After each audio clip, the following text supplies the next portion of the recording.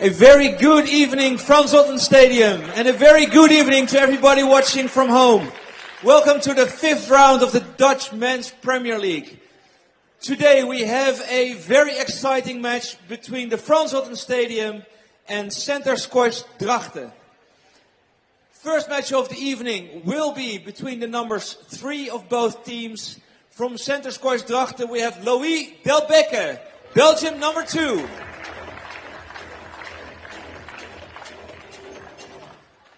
And representing the Frans Otten Stadium on number 3, our Dutch hero, Soliman-Evans.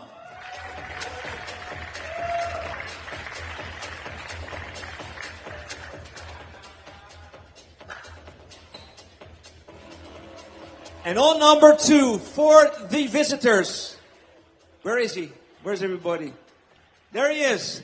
We have our Dutch hero, Thijs Raukens, former number 2 of Holland.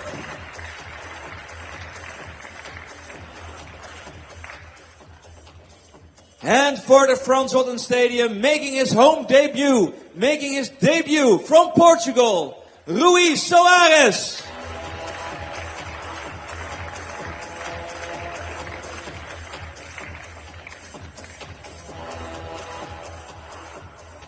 And on the number 1 position, we have a real treat for you. Coming all the way from Wales, number 1 for Drachten. Please give a very warm welcome to Soliman-Evans.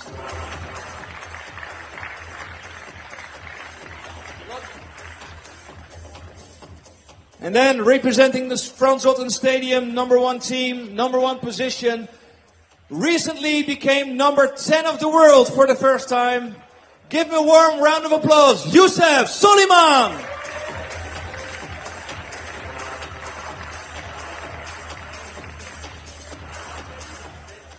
On the referee position, we have Jos Aerts. Give him a warm welcome as well. Louder, please louder.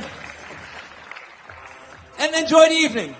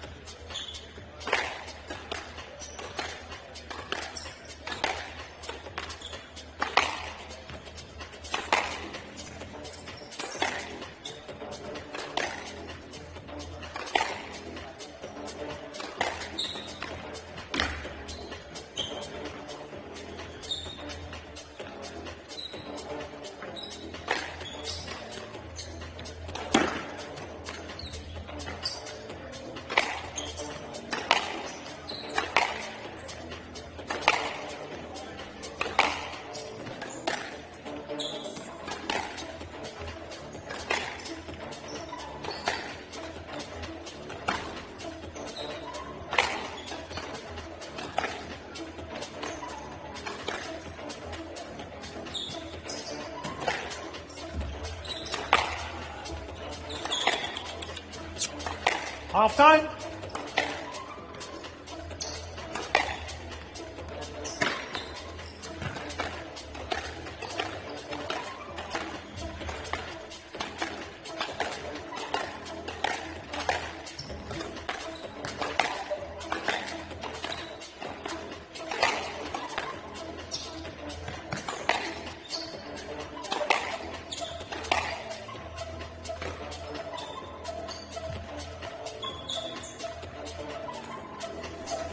Good evening, everybody, and welcome to round 5 of the Dutch Men's Premier League. Matchup between the Frans Otten Stadium, playing at the Frans Otten Stadium, against Center Squash Drachten. Now this week you will have to miss Meike's soothing voice on the commentary box, but we have a very, very capable and pleasant replacement. Andres Vargas. A little bit more rough, but entertaining nonetheless, hopefully for you guys tonight. Ladies and gentlemen, pleasure to be here tonight for an exciting evening of squash. Yeah, it's going to be very exciting. We have on the number 1 position Emmer-Evans against Yusuf Soliman. So that's going to be some outstanding, high quality schoolbook squash. As you said earlier, some top 10 squash. Top 10 indeed, yes. And now on court is the match between Louis Delbeke playing for Drachten. He's a Belgian number 2. Right. And he plays Suarez-Runderkamp, who is about the Dutch. If I would estimate him, I would say he's about 3 or 4. Yeah, he's maybe 2. Part of the Dutch national team, you should say.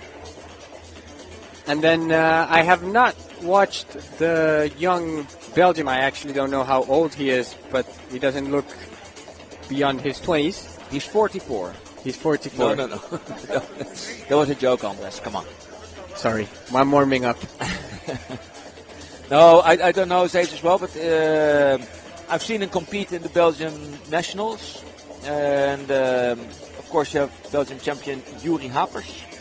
Rotterdam-based. Rotterdam-based. And behind him you have, at that point you had 2 guys. It's Louis Delbeke and Timmy Christians. And at this point, well, I think Louis is performing well. And what's your expectation of this match, or what's your prediction of this match? So, I think Sebastian will win this one. Suarez-Runderkamp in the red shirt now on court. He's been playing a few PSA tournaments overseas. I saw a couple months ago or a couple weeks ago he was in Colombia. I think he's, well, I don't know how long he's been back in the Netherlands, but I know he did some touring. He was away for a month, South America, USA. Yeah, but I don't know how he is, if he's mentally fresh. It's been a long season for him, a lot of travel. Yeah, with Pakistan. Sebastian-Hofman, indeed. Frans Otten serving. Louis Delbeke. And, so we have Louis Delbeke is not to be underestimated. Level. That's for sure. I saw him warm up earlier, and I have to say he had this really nice low kill. Oh, there it is. Low kill, nice touch. 2 similar height players on court. That means sometimes you can get a bit tangled up in the middle.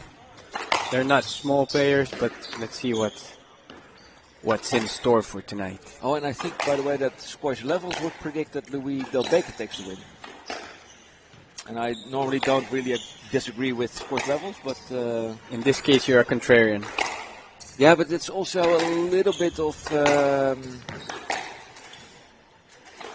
how I forgot the English word, but I support Frans Otten Stadium, of course. Hello. 1 love. Do you know if they have played before? If these 2 have played before? Well, almost. Because we have in squash levels we have a very good possibility to see the history of the player. But I was also doing the announcements before the match, so I had a busy schedule.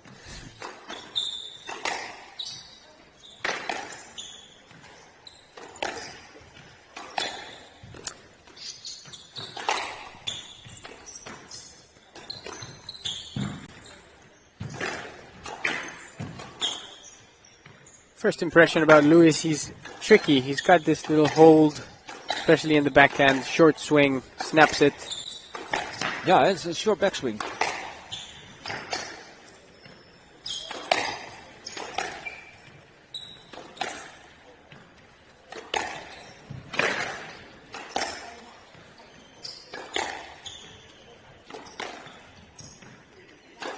Ooh, they are actually very evenly matched on scores levels.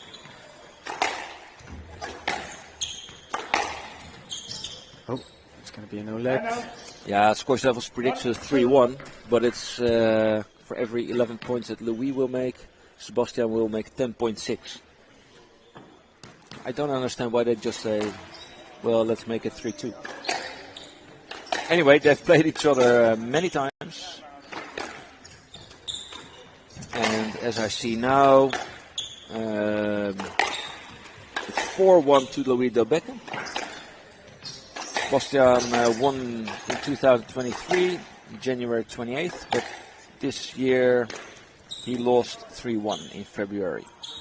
Okay, so this is a nice opportunity for a rematch to redeem himself before the end of the year. But as you said, it's been a long season, it's been a long year. I know around this holiday time your legs start to be heavy, and also mentally it's quite a challenge.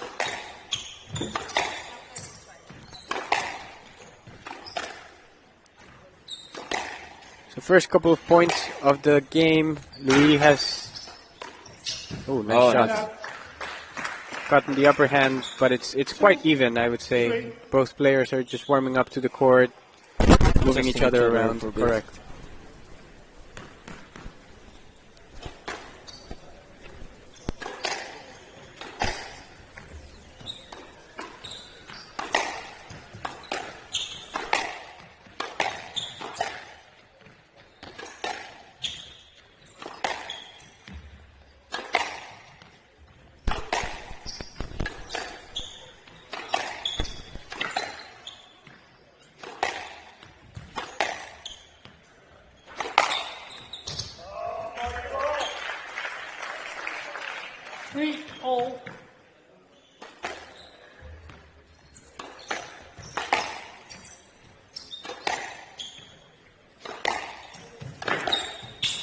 Nice length.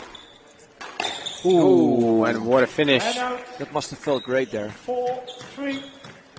You hear it pop.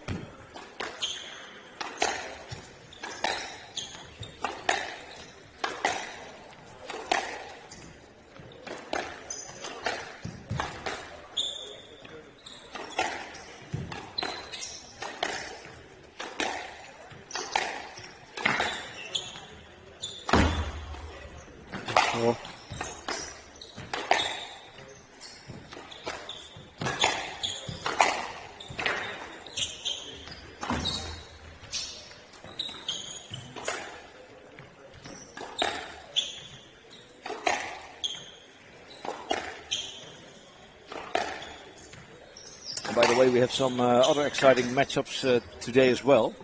What do we have? We have the match between Squash Ridderkerk and Twente. 5-3. Mahesh Mangaonkar against Simon Herbert, René Meijs against Laurens en Anjema, and Lucas Serm against Farkas Ballas.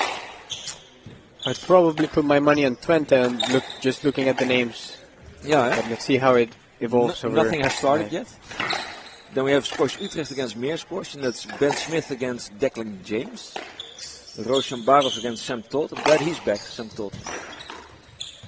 And Hugo Varela against Stan Al. That could be interesting. I guess it depends. It really comes down to that middle match. And for some reason in the match between Houtrust and Victoria, I can only get two of the matches. We have Victor Cruen against Pedro Schweertman and Sam Gerrits against Knut Hogevorst. So one match kind of disappeared from the radar.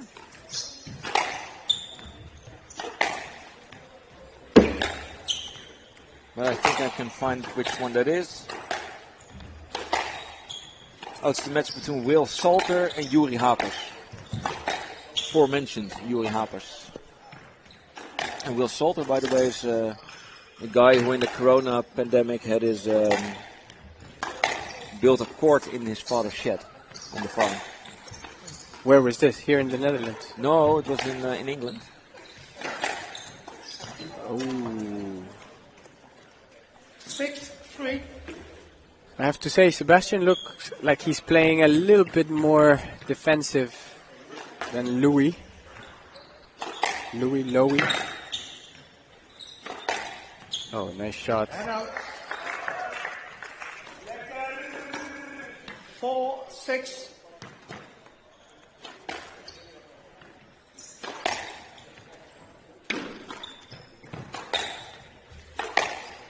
There it is again. 5-6. Did he find a little trick there, you think? Yeah, I think the last 2 points he caught Louis on his wrong foot.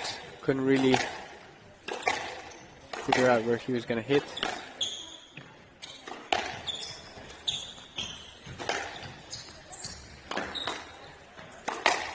Oh, nice. Just like that.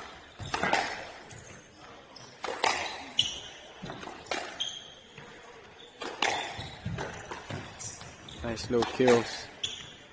Yeah, Sebastian has a great reach, yeah?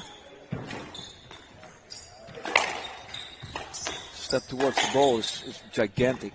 Yes, but you do see him doing a lot more work. Ooh, unfortunate. And out. Than his opponent. 7-5.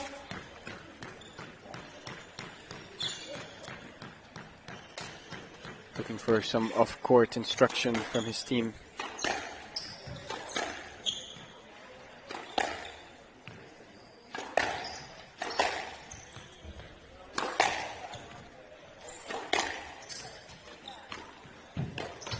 That's going to be a stroke. Yeah, well, I wouldn't be too sure about that. It's the referee rules, they are getting sort of Stricter? stricter Yeah, and stricter, but you've read depends the on, rules before. on the perspective where you are. But a ball like that, I think we could have always played it if Sebastian there was time enough, even if Sebastian was a little in the way. They'd rather have you playing on.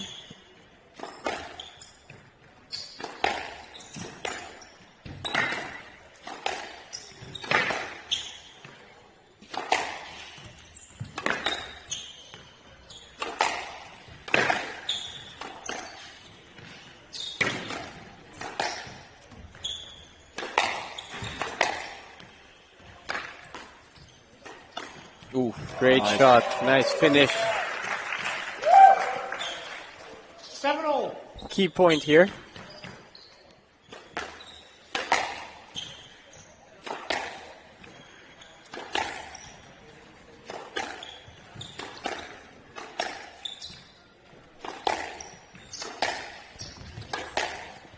Oh, unlucky. Well aimed. You say it's lucky? Oh, he apologized.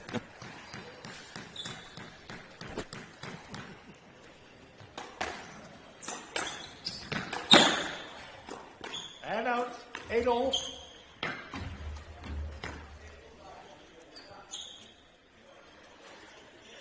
At all. So we are at the big points for both players. That's correct.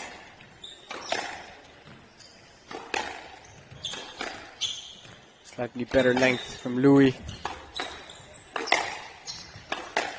Yeah, and Drachten needs the points very much because they are only at 3 at the moment.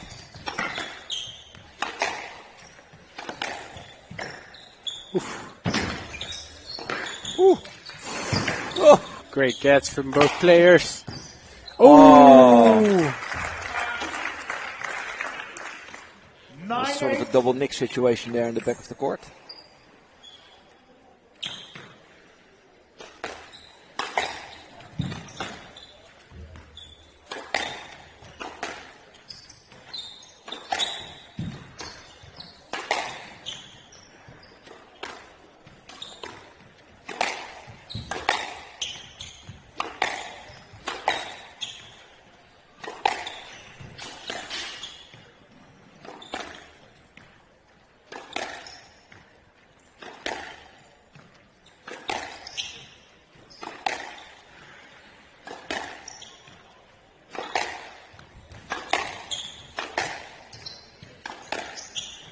Good work from Sebastian, trying to stay patient.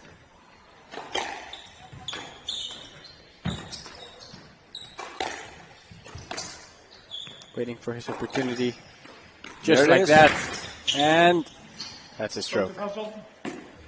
I think so too. Very similar to the previous one. Nah, I think in this case, Louis kind of ran into Sebastian's line directly. In the other one, Sebastian had time to move away. So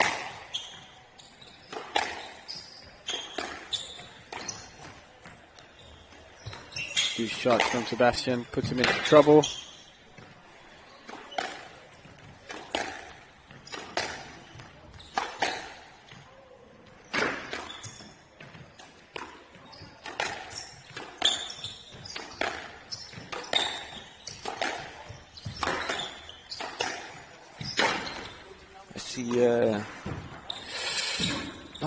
Great touch from the Belgian. Yeah, but I saw Hofman taking actually the last couple of points. He's taking the initiative. Yes, Louis on the retrieval. He is, but he's not taking the initiative every single time. I do think Sebastian is playing a little bit more careful, which I think is wise at this point in the game. And that was just a great shot and great execution by his opponent. There it is.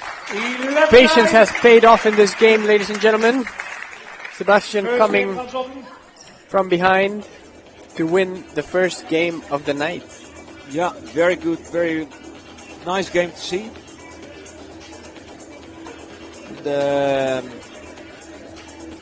Now players are like comfy on court, so I think maybe we can see some more fireworks in the second game, some more maybe nick action, or just some more play to the front. Yeah, I would like to see also Louis has a nice short kill. Yeah. So I can't really gauge his fitness level. It doesn't really seem like he's short of breath, but no, you never know if he's going to change his game plan and be a bit more attacking, because right now you saw that Sebastian was the more patient one. Yeah. And just really working the rallies. I think the attacking or the take initiative will come more from Delbeke, and then at one point Sebastian will have to adjust to that. I would agree. And Sebastian has like these long strokes, like a long big backswing, like deep to the back, and it takes him. I think Louis can do more, like from the wrist. Yeah, and here just from his short swing, I do think he can do a little more damage than Sebastian can. Yeah. Sebastian needs to be in the good position. I mean, he has a killer drop shot, and I'm very glad, because like 2 years ago he would be a great player, but he would thin a lot. But now he has improved his game, and I think he's very consistent actually to the front of the court. The only thing is it takes time. He doesn't have that like quick whack to finish off the rally. Yeah. So everything is well positioned, well postured. He needs to find his secret sauce. That's what you're saying. Exactly. Rocket sauce. Frans Otten leads. 1 game to love. Level. First game, 15 minutes. We start the second game with Frans Otten 1 love up in the first match of the evening.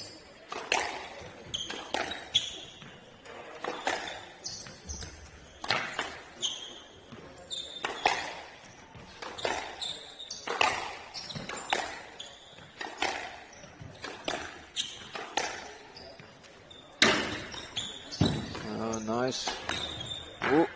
Oh, nice.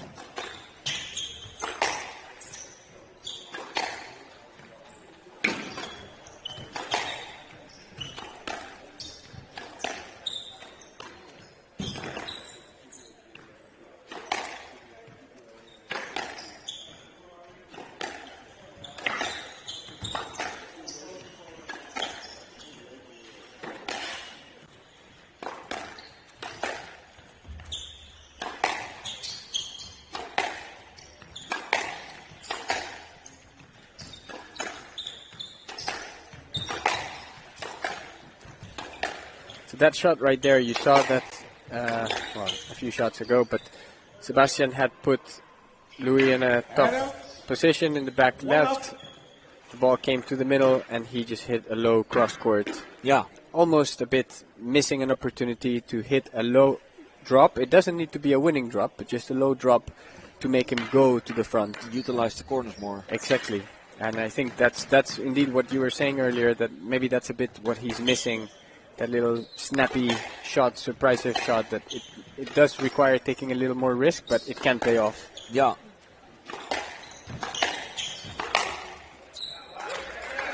Very nice. Sort of an unintended body fake there. But very quick to the ball for Sebastian. Somebody his height. That's a very nice skill to have.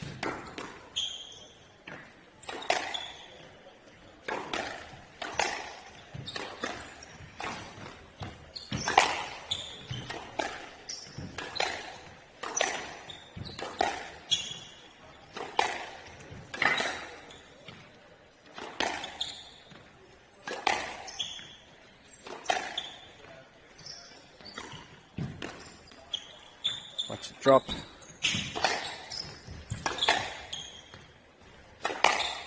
Very nice. Straight line winner. A little lucky there with the sidewall. 2-1. Head out. You didn't think he aimed Head for out that? 2-1. Yeah, of course it was straight, so you want to keep it tight, but I mean, maybe give it credit to the home court advantage. a little bit, not too much. It was a good shot. It was a great rally.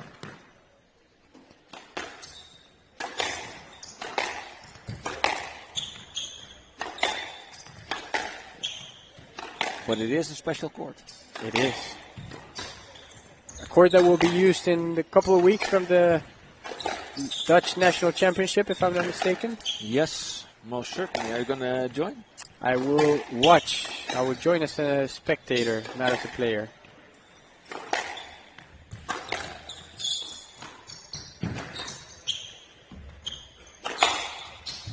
You think Sebastian will have any chance of winning the national? If And out. Pietro's playing, I think he still might be one level a little bit higher than Sebastian, I have to say. And I have not seen Rowan play recently, so I cannot comment on that. He made it to a final as an 8th seed in the 15K, so just came back from injury, of course. Yep. Well, I think it was like first 3-4 months of the year, but then you have to. Yeah, you still have to recover and build up again. And yeah, but he did very well in the tournament the other day. So ooh, 2 mistakes from Hofman. 2. But yeah, I think it will be interesting. Of course, I'm not sure who else will be playing this year, but I think definitely Rowan and Pietro are 2 to watch. And Sam Gerrit. Okay. He was playing Sebastian in the Dutch under-23s nationals. Sebastian was 2-love, 10-8 up, and then he lost the second game, and then he actually got hit in the head, and he had to forfeit. But he was there, match ball. He didn't finish it. He will remember that one, I can tell you that. Yeah, maybe in the next nationals.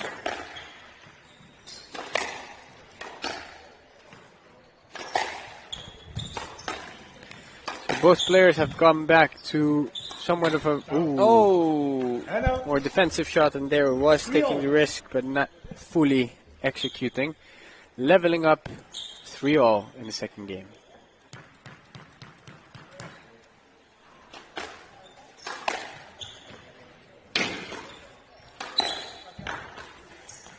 Out. And out. 4-3.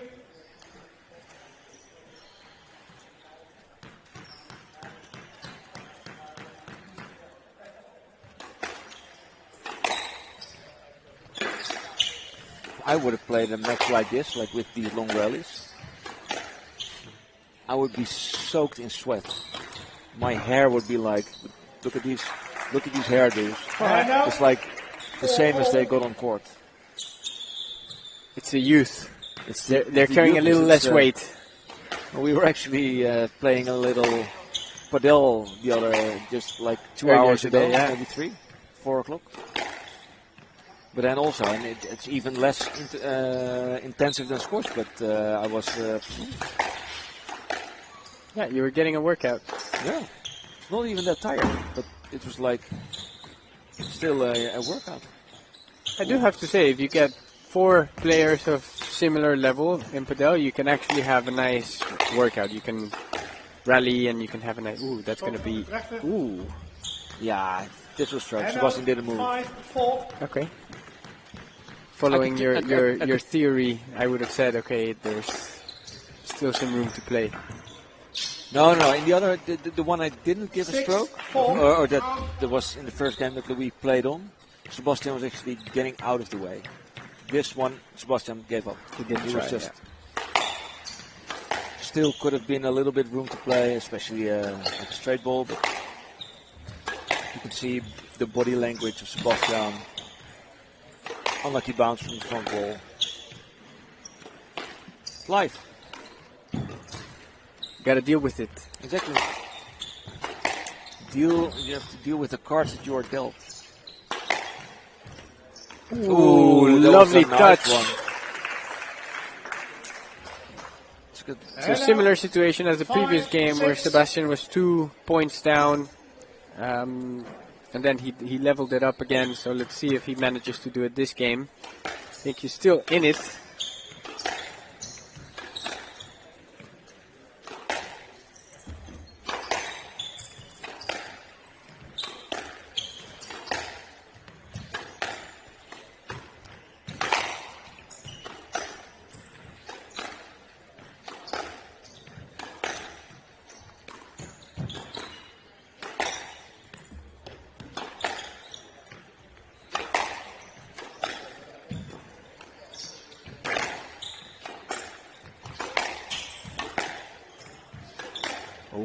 That's the one. Nice one. And out. Again, short backswing. Yeah, low kill. 7. Second bounce, roughly. Like a little whip. Exactly. Yeah, second bounce roughly at the red line in the middle. And out. Ooh, he got greedy. 6, 7.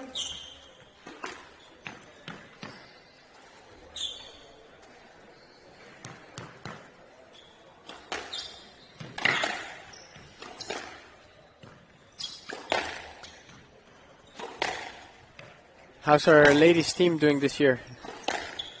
Well, the ladies league is the ladies team is doing quite okay.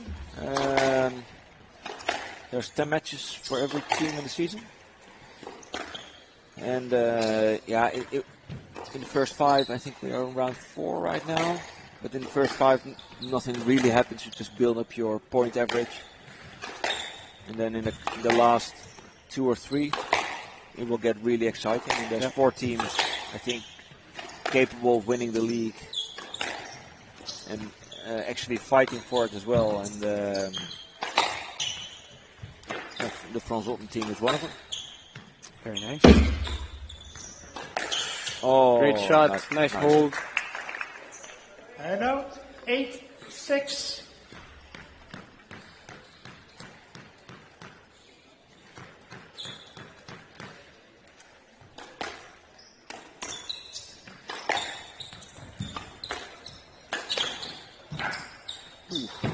Ooh, unlucky. And out.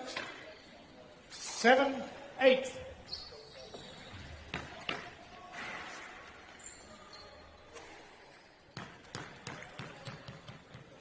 Big point right here.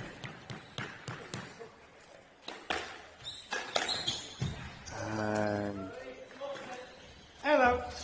9, 7. Oh, it's a sticky situation now here for Hofman.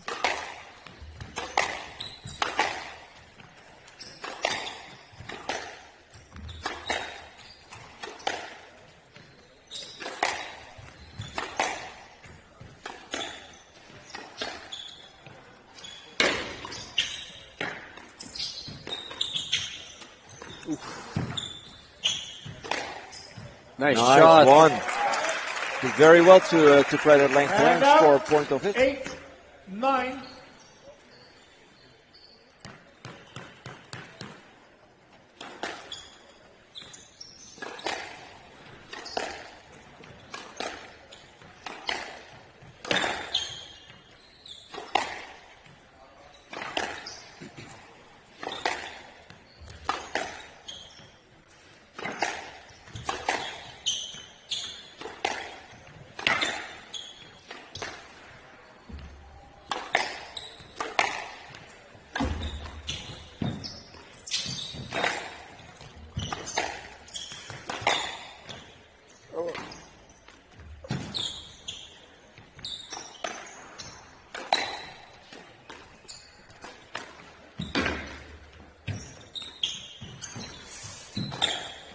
Oof.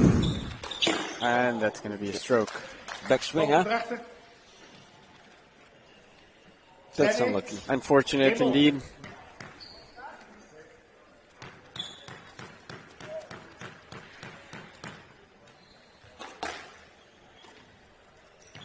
And game ball for Drachten.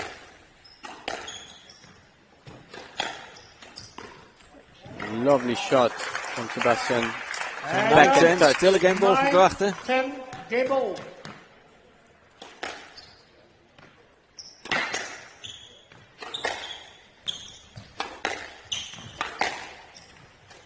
Ooh, 10-0. greedy. Player to win by 2 points. Trying to finish the shot after a few exchanges. And out. 11-10, game ball. Well, See he's Louis rushing a little bit, both with his shots and how fast he goes back to serve.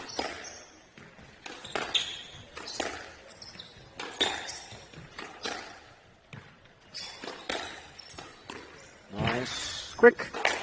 There it is. And out. 11-0.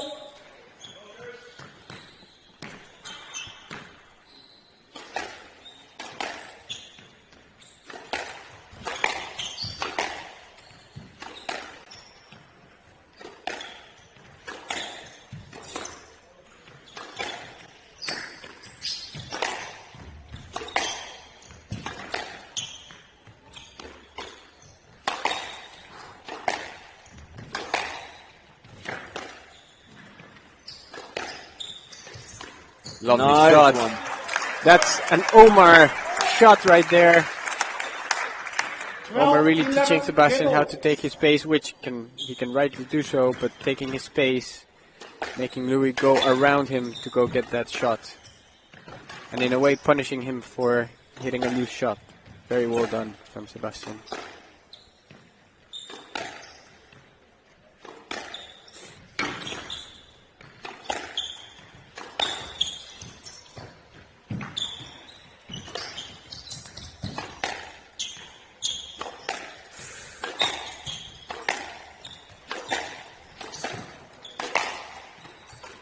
Nice touch. There it is. And yes, he takes the second game as well. 13-11. Great comeback. Yeah, good comeback. From He's Otten kept leads his head 2 games cool. to love.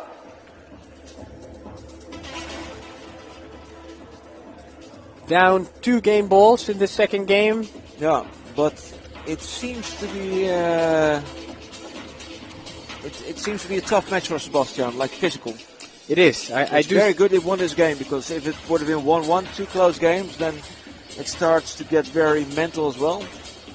But now he has a little bit of breathing space, Definitely. and but he looks it looks to be like a tough battle for him physically. You do see that he's doing a little bit more work. I do think Louis did attack a little more in the second game than in the first game, and you see that in the sweat of Sebastian's shirt. But he was able to hang in there. So Yeah. I think if we trust his fitness level, all things being equal, he should be able to close it out in 3. Yeah, and lucky he's been a wouldn't say too careful, but he doesn't make too many mistakes. Which That's is correct. good, because it always also sends the message to Delbeke. It's going to be a long night if you want it. Long, yeah. Play will resume in 30 seconds.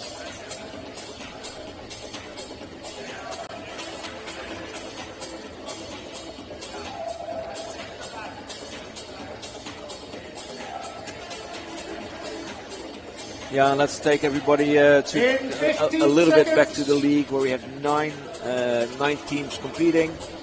The first 4 will make it to the playoffs.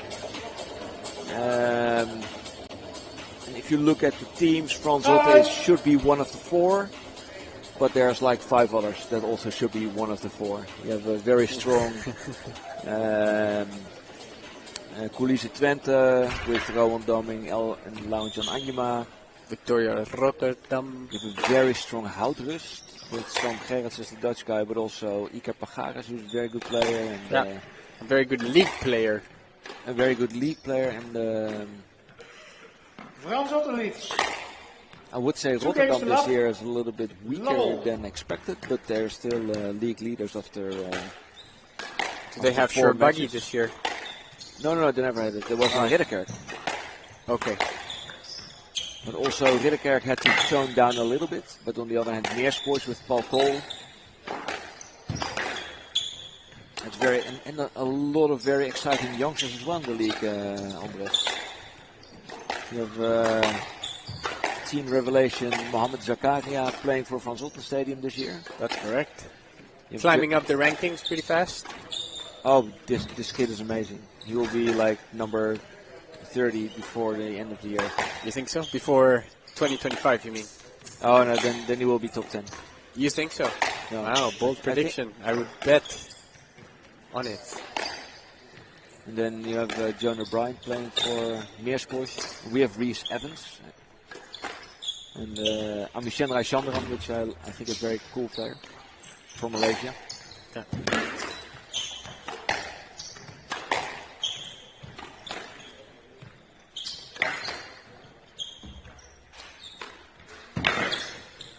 Boom. No, but efficient. 1-0. Effective.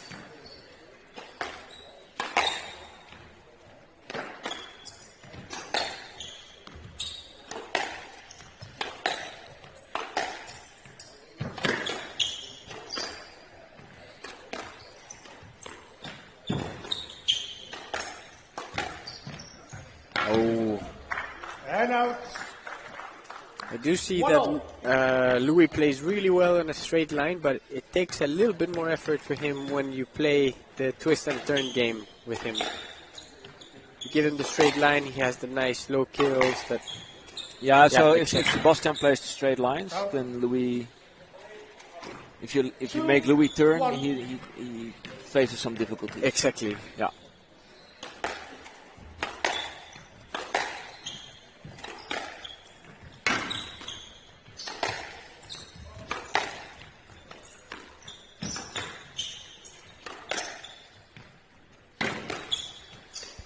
Out.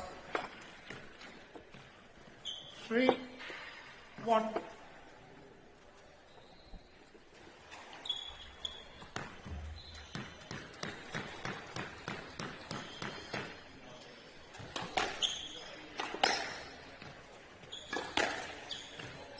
So 3-1, good start for the Belgian.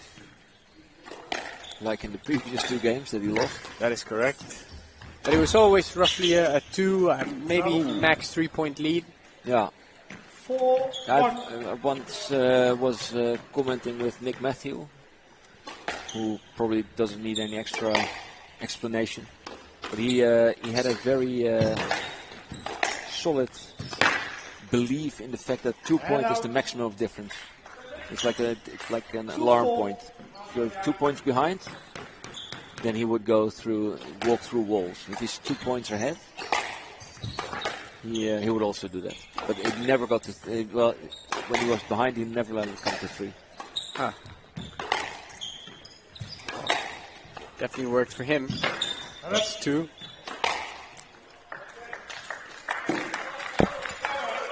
3-4.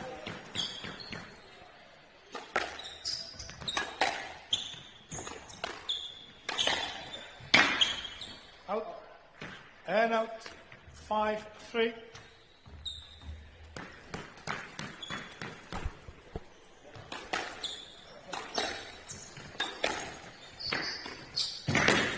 Nice touch by Sebastian, And out. closing the gap. 4-5.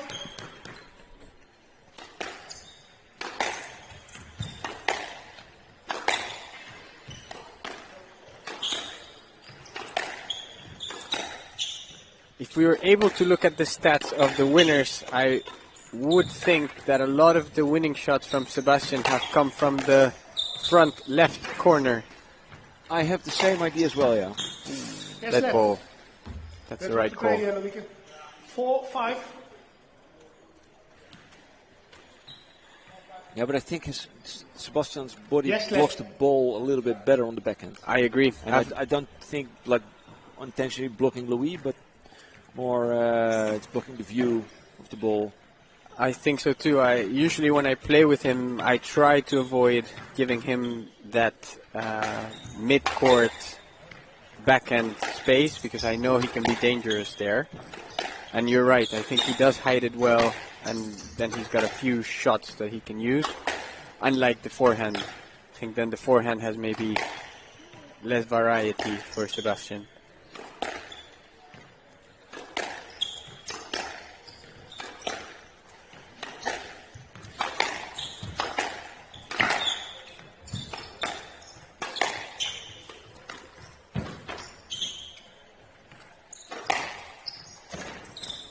Quick. Under pressure now. There it is. Quick. That's the right Nice shot. one.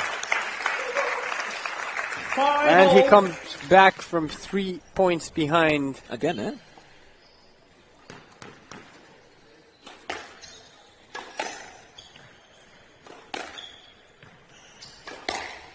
Must be a bit discouraging for Louis.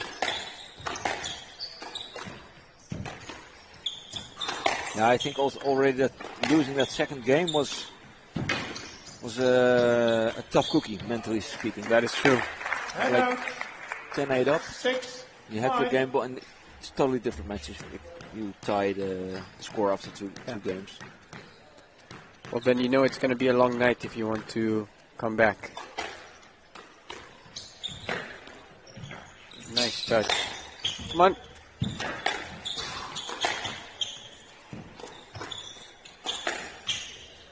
Nice one by Delbeke. 7-5. And a fist bump. I can imagine.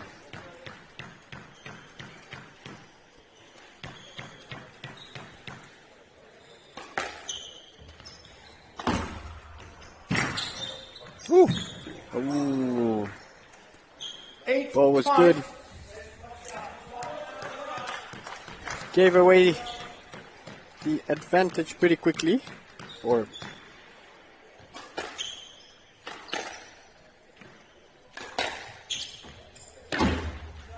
9-5.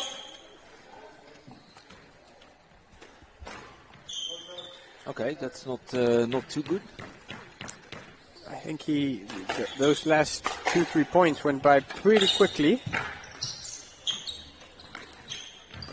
10-5. Game ball.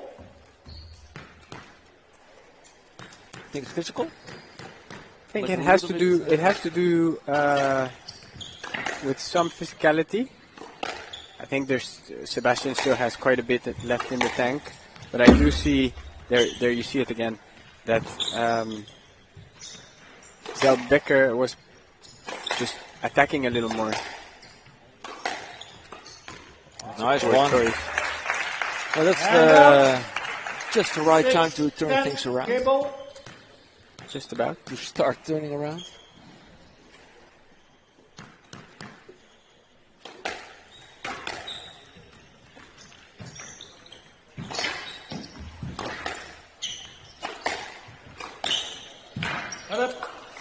And we have a game for Louis Delbeke. Surprising. Frans But Otten mainly that second half, 5-all.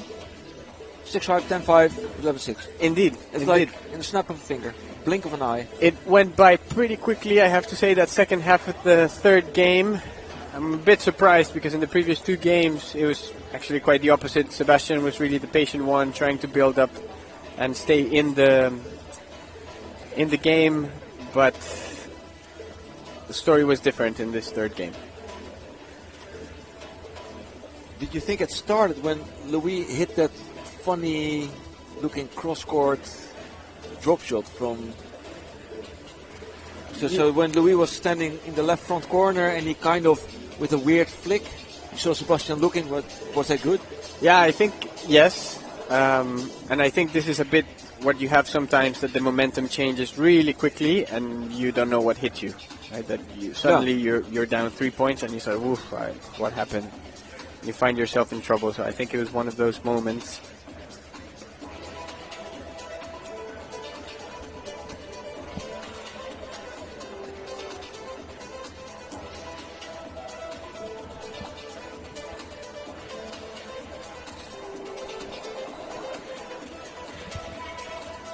Play will resume in 30 seconds.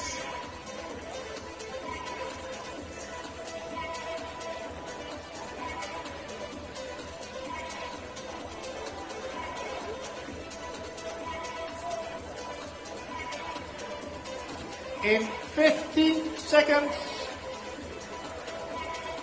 On court, please.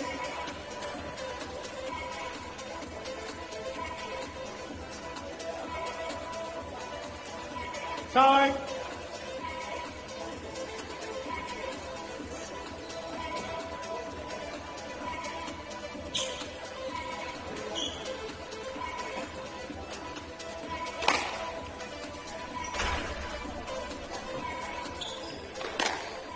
So yes, players back on court.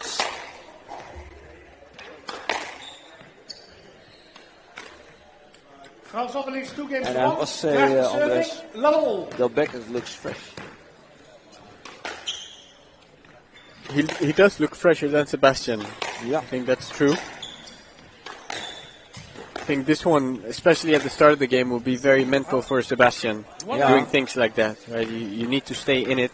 And Sebastian is not the shortest guy. So if Louis manages to keep the ball to the front, he will make Sebastian bend over a lot of times, which will be very heavy on his stomach. True. Oh! And out. And again, a little bit too greedy. 1-0.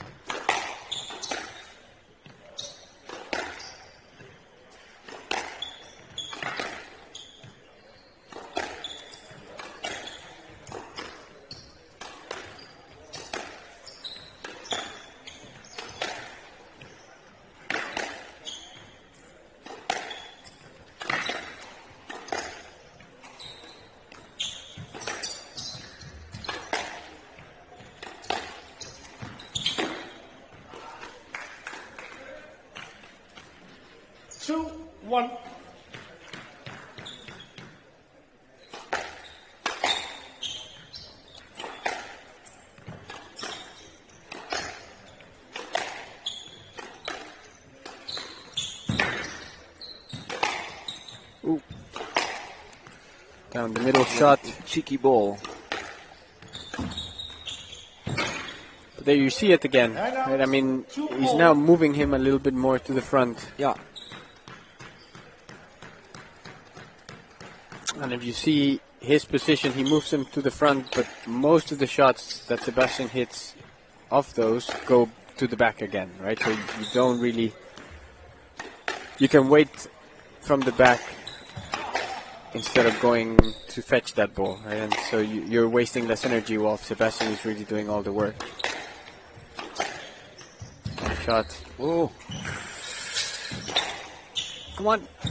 Oh. 3-2.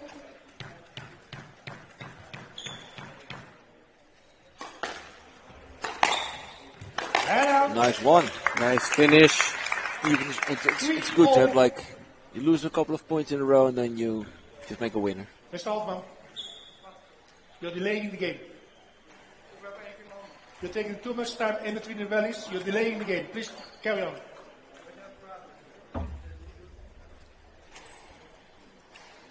So 3-all. I've talked to Sebastian about this, but he should also wear a wristband on his right wrist, I think.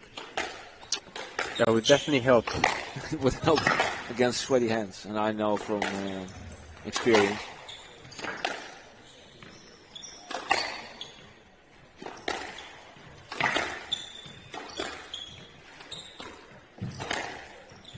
Nice shot.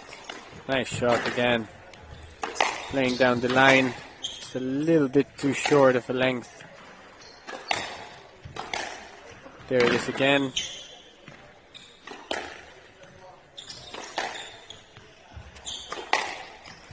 Nice length from Sebastian. And good finish. Yes. Nice patience. Worked the rally. And paid off. Took his space. Made himself big.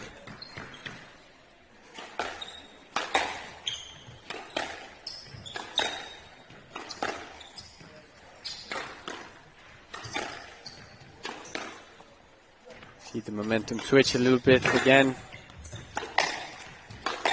Where you see Sebastian trying to impose his game. Ooh. Again, a short kill. Very effective.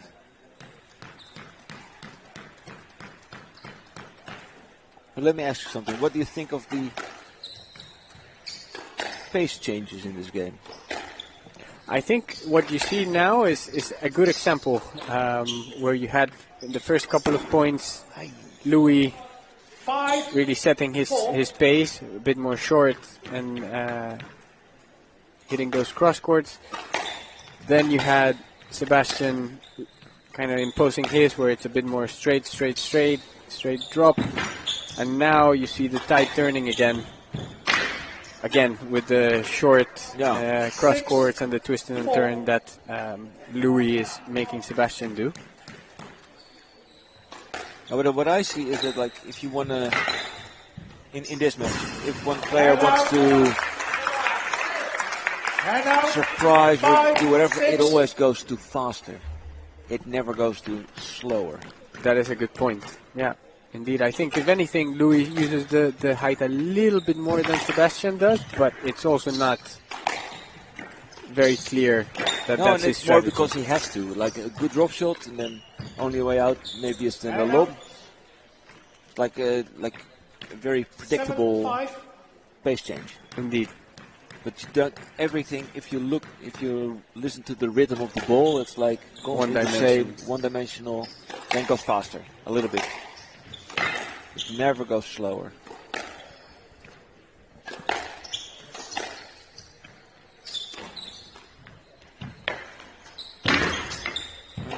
Oh, costly mistake. It was like a free shot.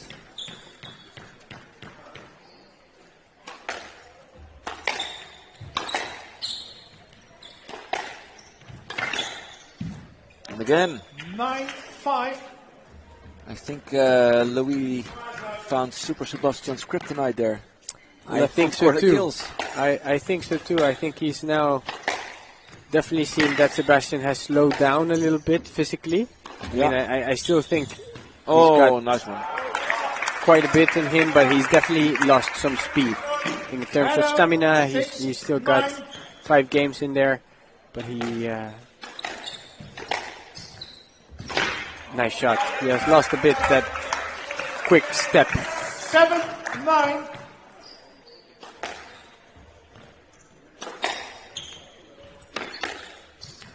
Nice shot.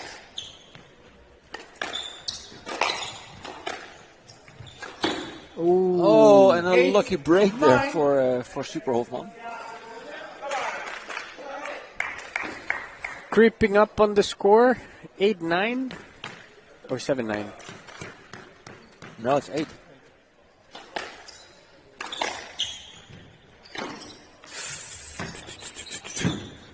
Watch. Oh, nice. Good recovery from Sebastian. And there it is. Nice one. Levels it up again. 9-0. 9-0. Big point.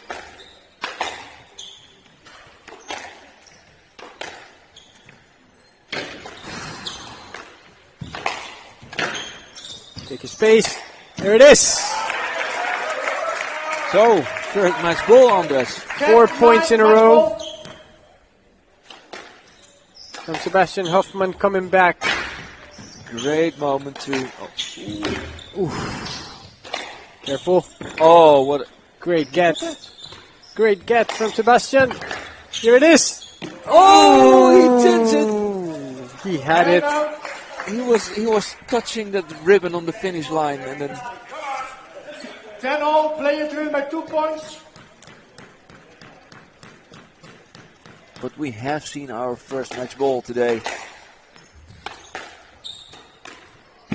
Nice execution. Oh! No. He had that? No! And now He rushed it. 11, Rushed it. 10, It was still... game ball. But the Running little flick towards there that from ball. the back, man, that was beautiful. That was a nice touch. You gotta give him that. So the tables have turned. It's now game ball for Drachten. And he takes he's it. able to do it. 10, game to Drachten. 2 games all, ladies and gentlemen. We're going to a 5th game tonight in the first match of the evening. I like this game. But now you see that, especially because Sebastian's getting a little bit tired, that you can see, because I think Delbeke is also tired. But now it gets a little bit scrappy. It gets a little bit more risky, more attractive to watch, actually. Indeed, you see also the nerves playing a role, especially I think it was that 10-0 or so where Sebastian tried to hit a silly straight drop while he was still in the movement, and I think 1-0 in the first game is the right shot to try, but 10-0 in the fourth, you might want to be a little bit more consistent. But that's also what some fatigue will do to you. Yeah, Like but also oxygen. Louis he kind of, with those short kills, especially on the backhand side, he really got Sebastian in a tough place. Yeah, I have to say I like his style of play. These short kills that, sometimes he wins the shot, but a lot of times it just makes you stretch, right? Puts you out of position so that he can dominate again the rally. Nicely done by the Belgian this 4th game. Yeah, it's a strong one, because where like the mental advantage was with Sebastian after winning that second one. Indeed. Delbeke kind of turned it 180 around. Yeah, he found strength. 30 seconds. Talking about 180s, are you following the World Championship of darts? I am not Any following but you can tell me about it. No, I don't know anything about it. Just know that there's a World Championship going on. And 15 that, seconds. there's a couple of Dutch people competing. They, I heard they train at the Ruk and Pluk. Oh yeah? Nine. It could be. I Are you don't know, making this up? Yes, but you never know. It could be true. That place has many wonders, many stories to tell, I'm sure. I love that place. The score is 2 games all. Drachten to serve. Level. So, final game. And what an opener for a very exciting night of 1-0. Dutch Premier League.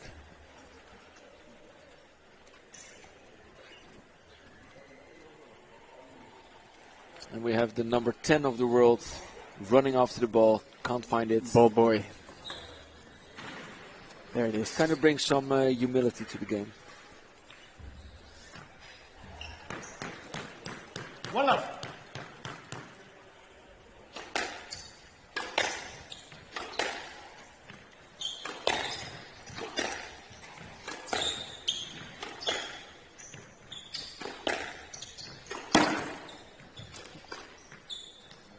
Sebastian gives back the mistake that he had gracefully received from Delbeke.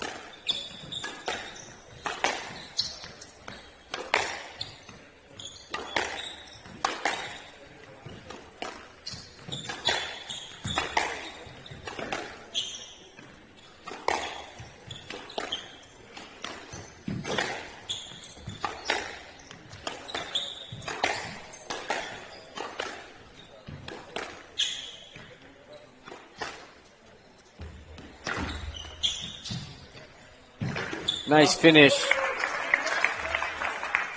I did see in that last point Louis slowing down a little bit to the front. Maybe he's saving up energy for the dying ends of this game. Could be. Ooh.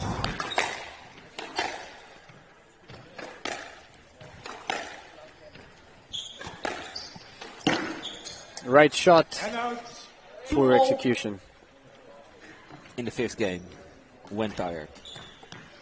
Stuff. Justifiable.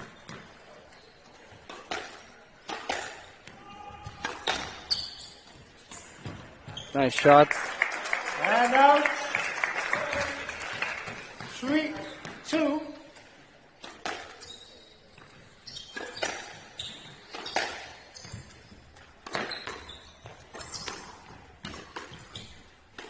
Good use of the height from both players.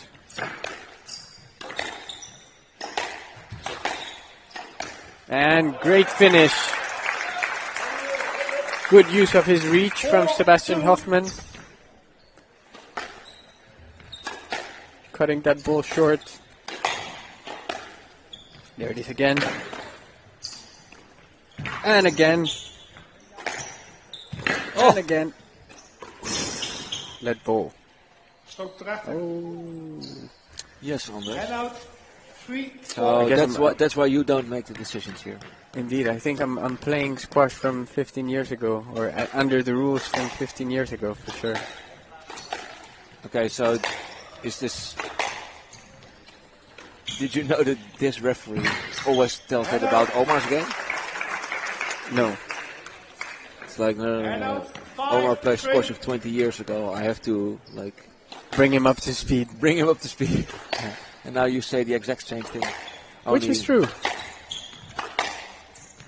I mean, it's great that the game evolves, don't get me wrong. I'm all for changing up the game and switching up the rules as the game itself evolves. I mean, we didn't have Rami Ashur 15 years ago, and he's revolutionized the game. I mean, just look at the results of the World Championship right now. Egypt sweeps.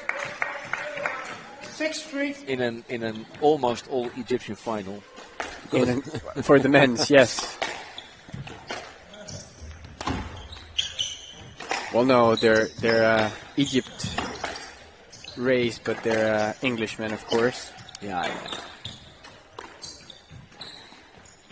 I think they also played for Egypt. Probably as juniors, I would think. No, I think as especially Mohammed. Oh. 7-3. Okay, so good run here for Sebastian-Hofman. Yeah. 7-3. Kind of easing his way towards winning this game and match. And I have to say, it's probably the first time in this whole match where Sebastian is up 3 or 4 points. Yeah.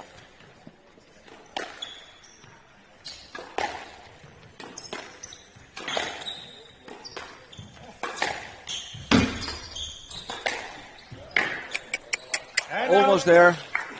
Just short enough. 4-7.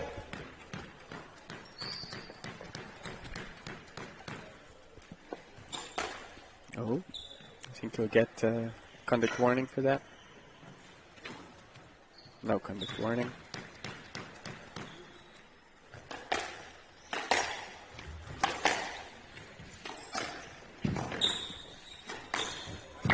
That's 2. And out. 8-4. 8-4. Yeah, I don't see him losing this one anymore, I must say.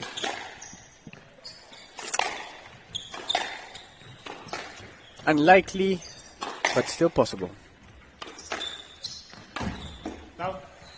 But not if Louis starts playing like this. No, and I he do kind of see lost it in the most important. Yeah, indeed, I see. I mean, his body language is also has changed. Well, 3 points. Christmas is almost here. Sebastian decided to give Louis 1 more point. And out. 10-5. Match ball. And we have a match ball now.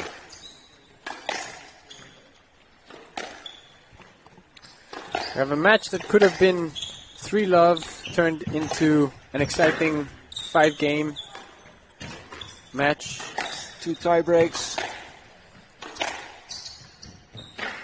Probably an hour, close to an hour of gameplay.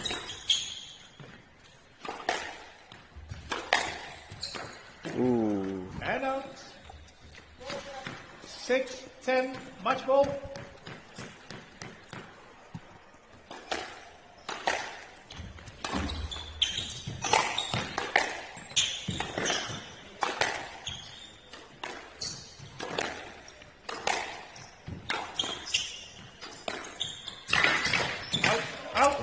That one's out. He wants to let? No left, sorry. There was some interference there. Some interference, unfortunately. Great win by Soliman-Evans. Great win and great start of the evening for Frans Otten Stadion. But nice match. Very, very nice match. And now let's pay special attention to Omar McGee, who is going to do the post-game interviews. He's got some big shoes to fill for Rich King, who hopefully is watching tonight.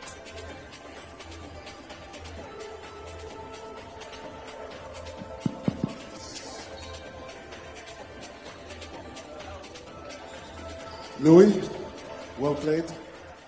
Like you have the So spotlight. upstairs you were telling me a little bit about The light system is new. having a full-time job, kids, and also playing on tour. I find that quite impressive. Can you tell us a little bit how you manage your schedule? Thanks for reminding me. I don't like to think of the kids when I'm going for squash, but you know, it's tough, but I like it. I enjoy it, so that's why I do it. Sebastian was better in the 5th. That's it. He was more present than me.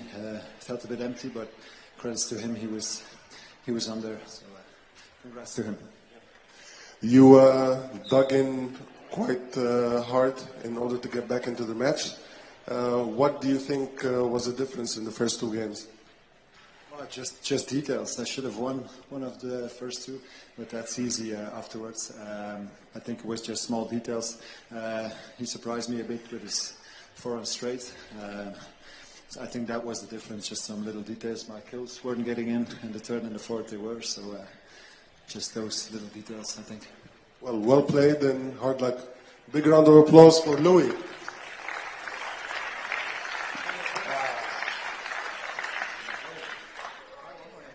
All right, Seb.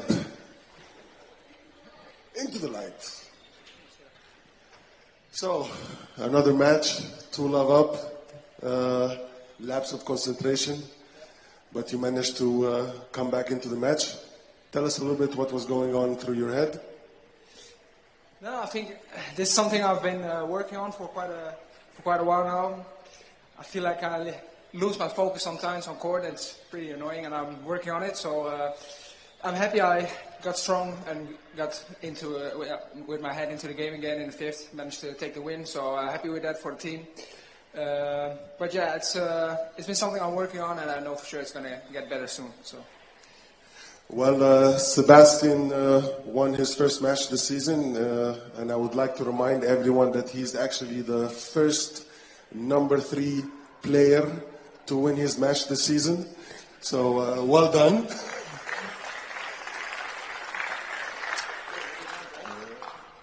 And as your coach, I would like to say that I'm very proud of you for all the effort that you're doing.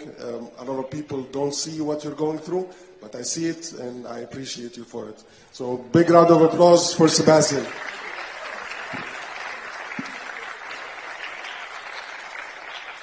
In a couple of minutes, we're going to start with our number 1 position. We have Yusuf Solomon against Emir Evans.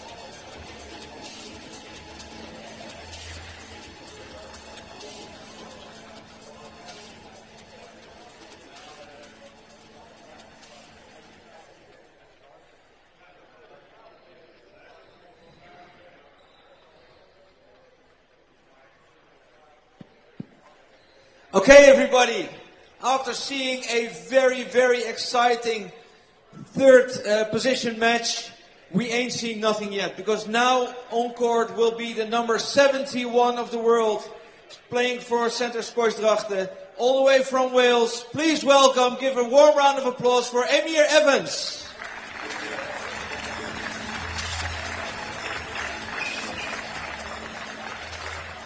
And his competitor from the Frans Otten team, I told you before, he just recently made it to the top 10 of squash worldwide, so we have something to look forward to. Please welcome Yusuf Soliman. Good luck, boys.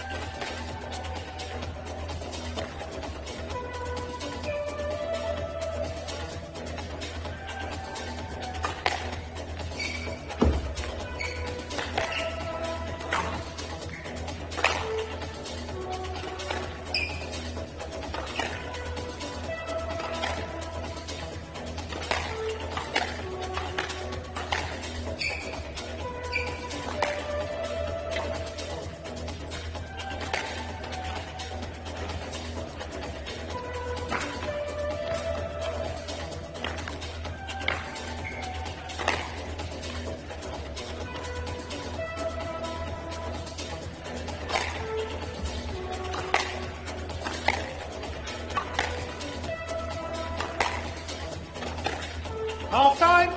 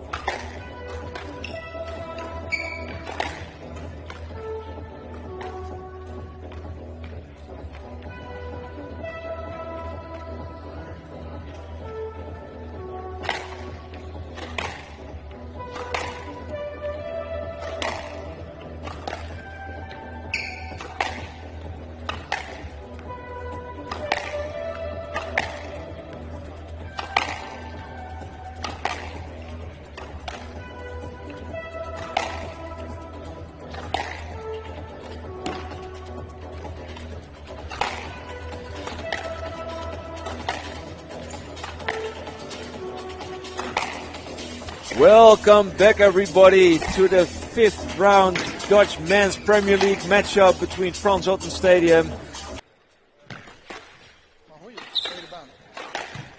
Yeah. Well, let's give it a try. I think we're back, Andres. And we're back.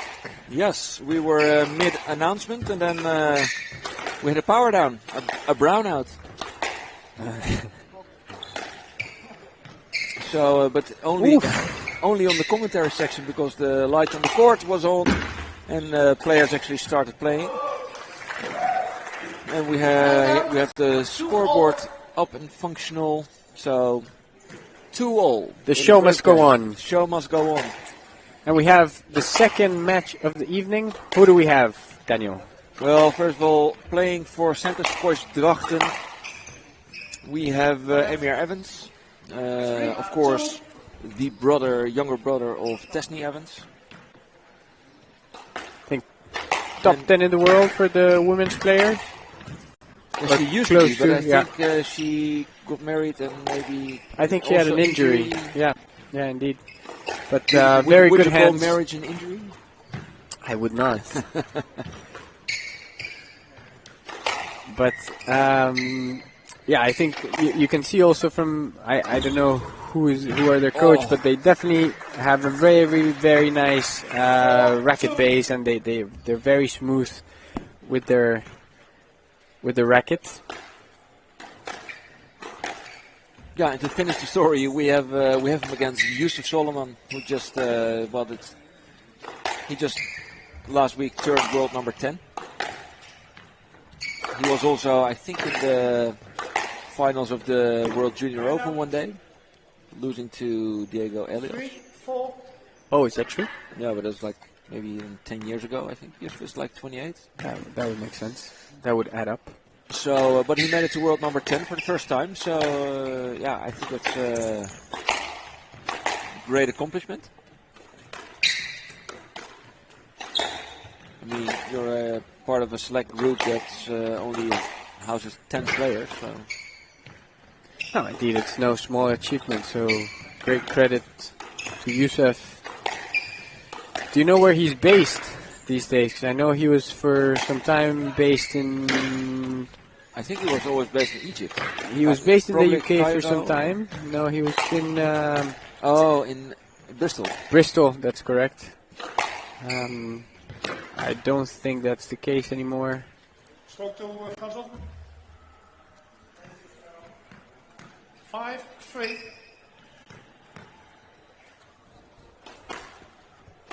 Snappy game here.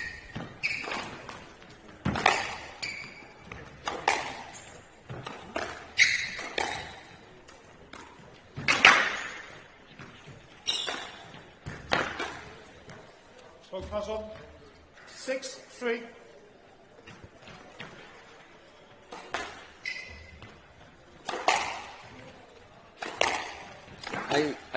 I detect a small difference in posture here on court. What's the difference? Tell us, Daniel. Well, Evans is a little bit bulky, a little bit rugby. Yeah, he does have. You can see he's got a thick body type. 4-6. Yet I do see him move pretty well. I mean, for.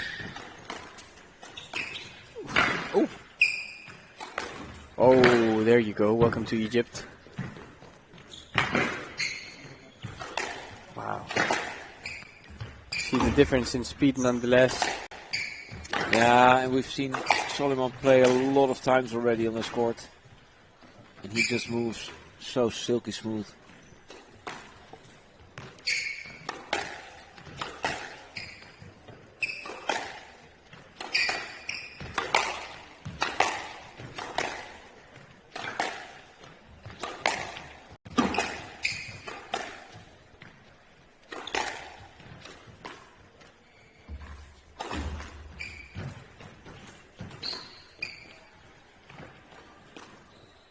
There it is.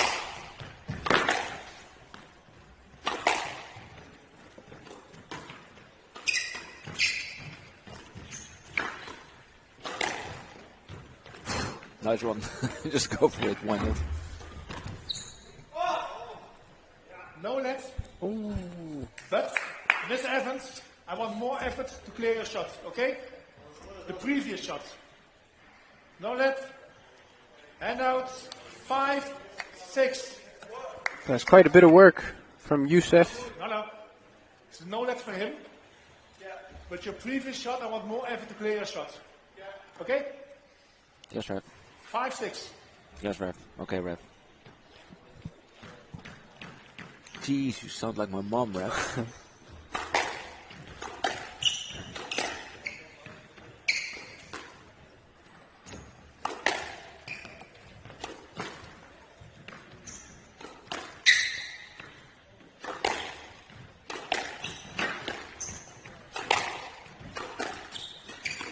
Nice one. Yep, great shot. And now 7, 5. Do you know how old Emir is? No, but I have the You have the website at your fingertips. I have the statistics right here, but it was not. I know his height. So Emir is 180 and Yusuf is 176. Emir is 80 kilos, Yusuf is 72. 6, 7. How are the other matches in the Eredivisie? Yeah, let's have a little look at that because let's see. Oh wow, Farkas Ballas, he beat Lucas Sturm. Yeah, no surprise there, I think. I think they're quite evenly matched. I think Farkas recently has been, well, I think he's definitely been playing more. Lucas, I think he's been around for quite a while, and I think if I had to be critical, the best days are behind now. him. Yeah, exactly. Yeah. Now behind him. LJ and Jema beat René Meijs pretty easily, love. and now it's up to Mahesh Mangaonkar and Simon Herbert. But seems to be heading towards a win for.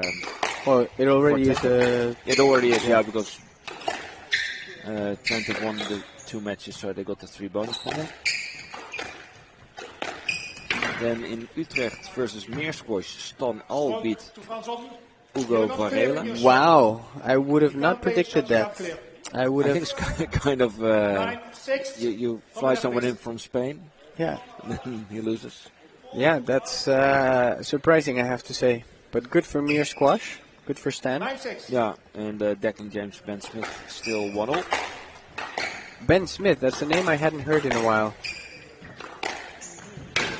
No, neither have I. I know he was playing. I mean, I know who he is, but yeah, I hadn't seen him in the World Tour for some time. And Declan James also coming back from injury. I think he's had some pretty good results this second half of the season. 10, 6. Game ball. And then the last match between Rotterdam and Houtrust. Houtrust and Rotterdam. Well, Houtrust already beat Rotterdam. 3-1 match between Victor Kruen and Pierre Schweerman. And 3-love in the match between Sam Gerrits and Knut Hogervorst. And now it's up to Will Salter and Joel Hapers to decide who is taking the last points home. What a finish, ladies and gentlemen, from Yusuf Soliman in this first game of the night. First game of the second match of the night. And we are actually running late here in comparison with the other matches. Although, well, we had a 5-setter. I think none of the other teams had a 5-setter in the first match. But I have a feeling that this one will be slightly faster, making than up the for first some match. time. Yeah. Indeed. You also see a clear difference in their rankings.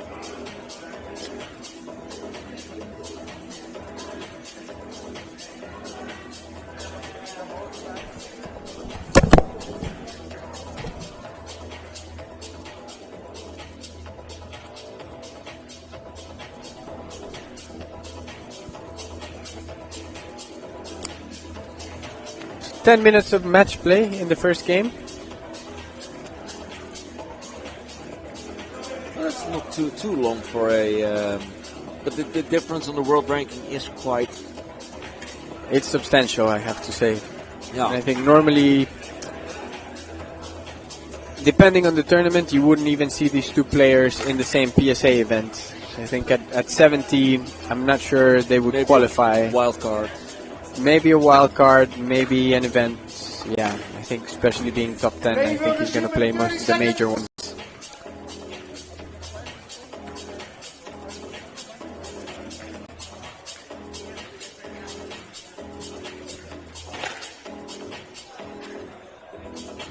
In 15 seconds.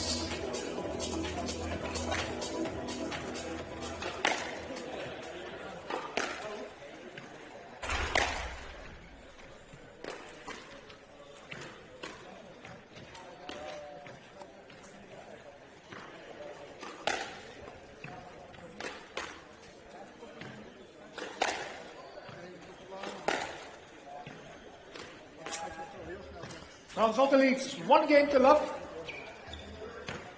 Love all. I've how say that, encrypted the PSA website.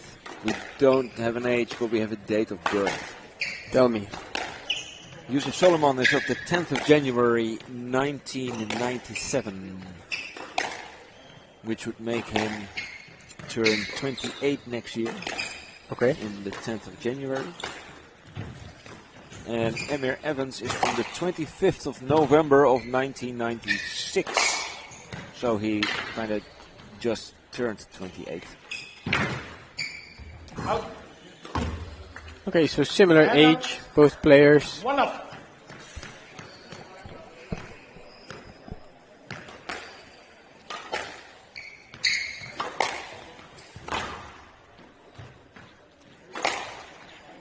Two love. A little guess there by Solomon. Didn't He's work also out too nodding. well.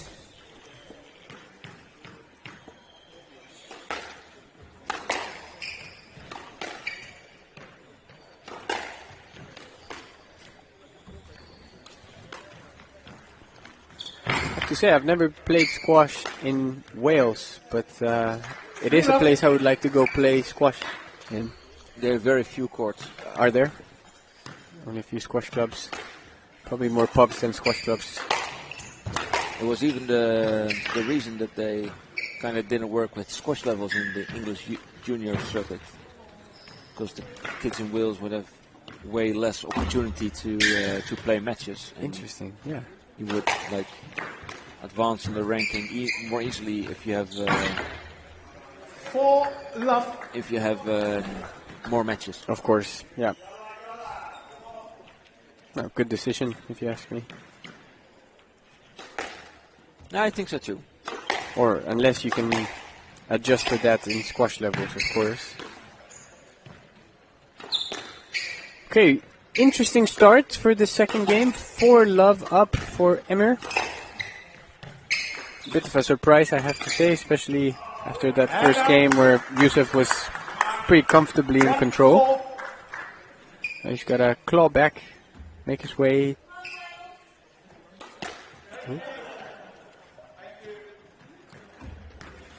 So I think it's allowed for the crowd to talk and scream during rallies.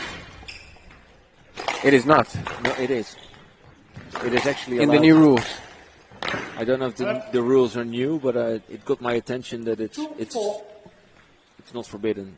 Interesting. Because before, unless it's like a very, but it's up to the ref. 15 years ago, it was not allowed. I remember if there was a sound, you were able to stop the play and then play now, a let. like if somebody hits a firecracker or lights a firecracker, 3-4. that's like abnormally loud or abnormally obnoxious. Then you can replay. Yeah, but just some people shouting your name, or it's actually not a good reason to stop it.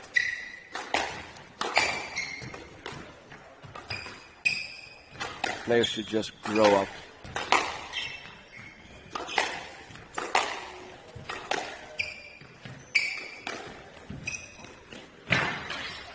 I have to say that when I was playing college squash in the US, you did have a lot of that.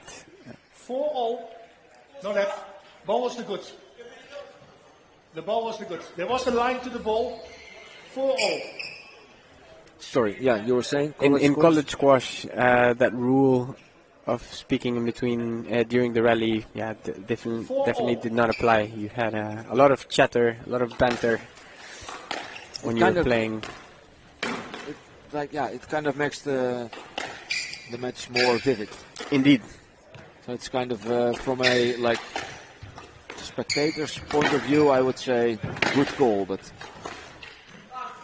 Stroke Frans Otten. Mr. Evans, that's a contact warning for unnecessary physical contact. There's no need to push your opponent. Just go to the ball. That's all. That's the message. So, can you listen? He said sorry as soon as he did it. Because he was pushing through. I didn't move. 5-4. Just a minute, he didn't move. What else could No. There was no need to push your opponent. 5-4. Conduct seems. Definitely got into Evans' head, that conduct warning.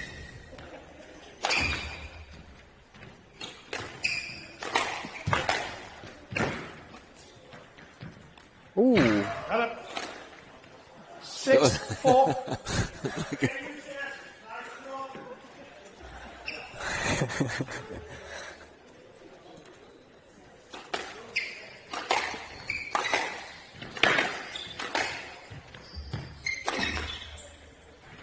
Ooh, love to see that. The use of the skid post, or the Philadelphia as they would call it in the US. Philadelphia? Yeah.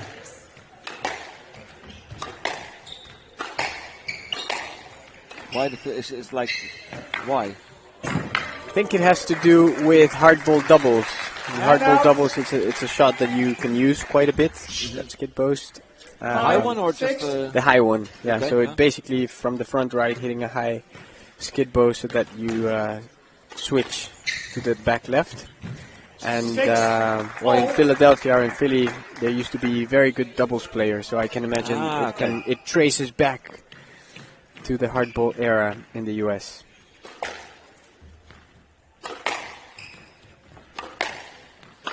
But is hardball the same as racquetball? It is not. No, eh? No, hardball. Well, you had hardball singles. This was, I think, up until the 80s, 90s, maybe. Where you had a very similar court, except it was a little bit narrower, and you played with a hardball. You played singles, and then you had a court almost twice the length of a singles, where you played hardball doubles. Ooh, look at that. And out 7-6. I think I once read that in the time of Jahangir Khan, when he was like in his 555 unbeaten streak, that he actually beat the world champion hardball. I think that's true. I think that's true indeed. And of course, hardball. That was the death of hardball. One of. I think at one point it was really a competition of which one was the sport that was going to survive, whether it was hardball or softball. And softball just took off around the world, I think, a lot due to the English colonies. Yeah. And hardball was only developed and played in Canada, US, and Mexico, where you still have some courts and you still have some tournaments. Once a year you have the hardball singles nationals in the US. Okay, cool. I guess just to continue and keep the tradition, so it's a version of squash, but not played or not as popular as what we're seeing right now.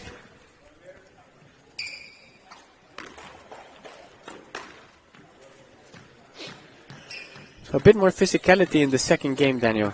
Yeah, it's you were talking about hardball so much that I kind of lost track of the score. Well, it's 8-7 to Yusuf Soliman, but it's getting more physical right now, and that's I think in the favor of Emmer Evans. Absolutely.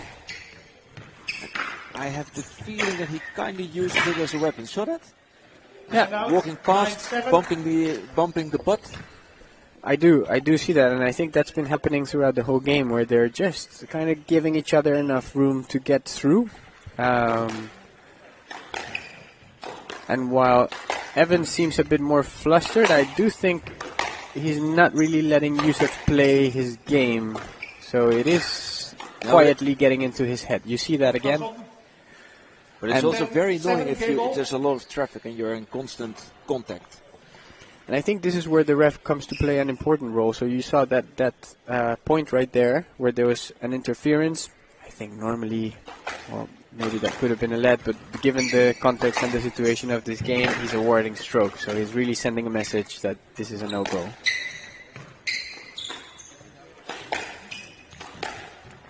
Yeah, it's funny you should say that. I was having a chat with a referee, an up-and-coming referee in the Netherlands. He's like the guy who's learning. And he also, we got into talking about the way that you as a ref influence the game by steering the players.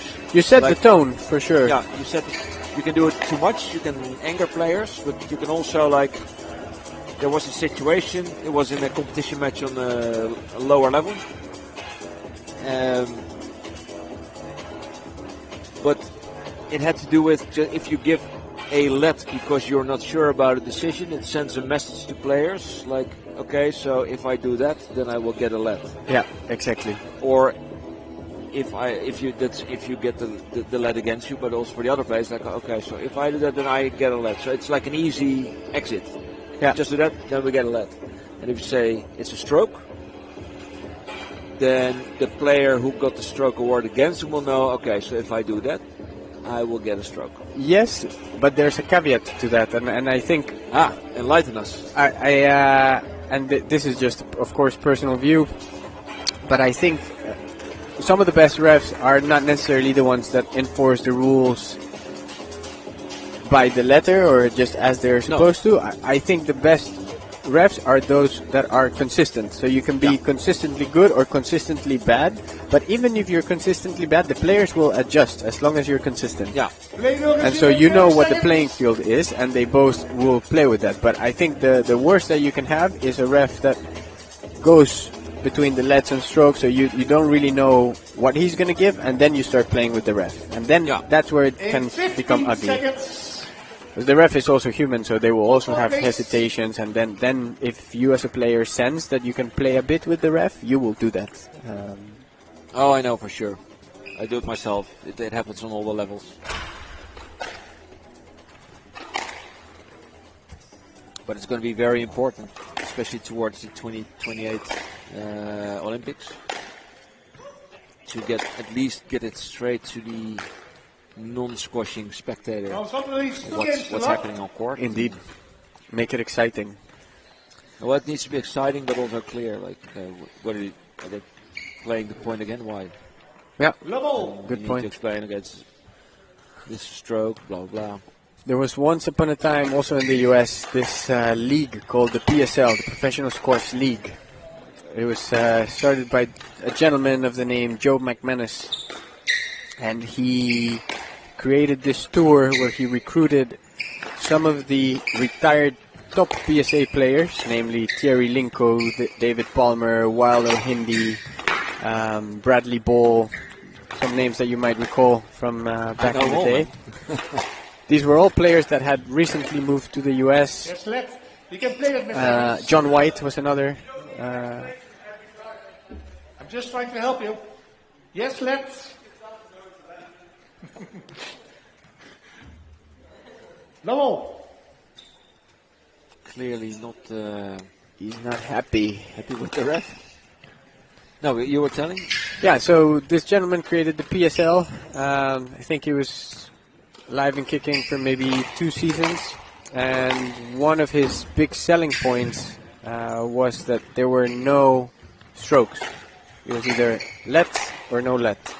So he had a belief that in American sports the audience liked points, liked to count, and these whole repetitions and redos were not something that was too audience friendly.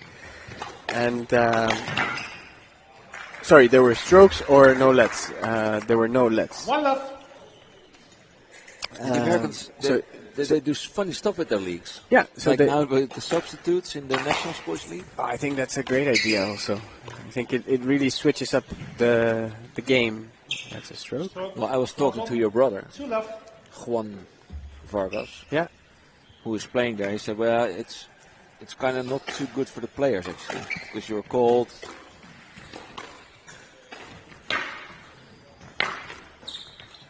And that may also be a small factor in my humble opinion. True. I guess I'm really looking at it from a spectator point of view. 1, 2. I do think if for some reason, let's say this new league took off and it was attractive also financially for the players would adjust. If it makes sense that's for true. If you them. make money, you need it. It's your job. Exactly. So I do think there is something to say for the US trying and playing with the different versions of the game. Oh, unlucky. But 3, Now, 1. I do think it's nice that we have this league in Holland, which I consider to be quite qualitatively high. yeah, But you have absolutely. the American league coming as well. Yes, And left. I think when the American starts pumping Good money play, into stuff, Mr. then Soliman. it will get They get into the Olympics. they will get into the 3-1. Olympic. And now England has started the national. The I don't know which one is which, but they also started a top league with top players. Okay, they brought their original PSL back. Yeah, no, it's like you have And 2 out. pros playing, and like a 2, man and a 3. woman pro, and then you have 2 local heroes. But it's like retired pros. You have to Okay. have a minimum score on squash levels, something like that. Okay. Interesting. Yeah, it's interesting, and they have it's set up by Joey Barrett. 3-0. I think he kind of knows his things about squash. At least we have like is it starting next season or when is it kicking No, off? I think it's this season it started off, and didn't really get a chance to follow it. But I see that there's now 3 really exciting leagues going on in the world of squash, and all broadcasted on the same. Nice hold. Nice one. 4, 3. They're all broadcasted on SQUASHTV.local, at least England and Holland, and I think America only half of the matches or something. Okay.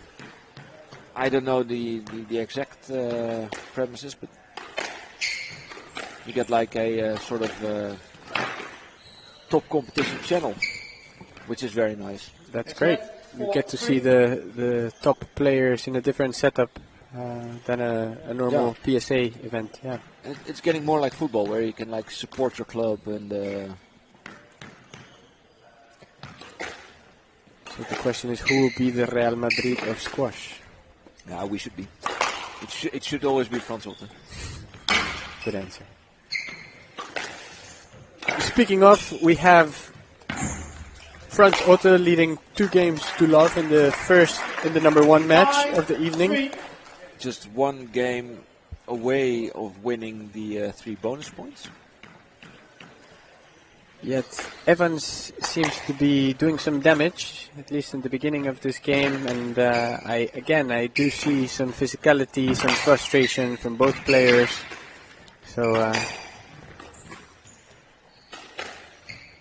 let's see how it develops.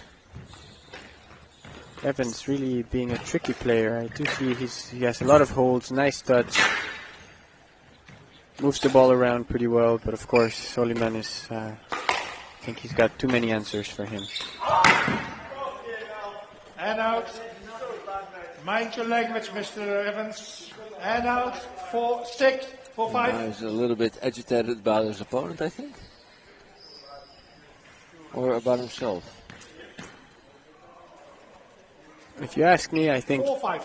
yeah, Evans. Well, if you look at the PSA matches from Youssef, he doesn't get that sort of feedback from his opponents. And out. So I do think he's a clean player, yet, like any PSA player, and especially any top players, they take their space, right? If you're in the middle, you're going to take your space, you're going to get big, and you're not going to move because you're in the middle. So I don't think he's doing anything extraordinary or something that other players are not doing. So.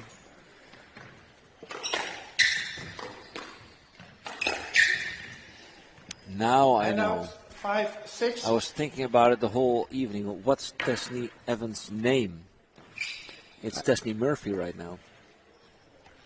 Because she married. Because she's Destiny Murphy, formerly known as Destiny Evans.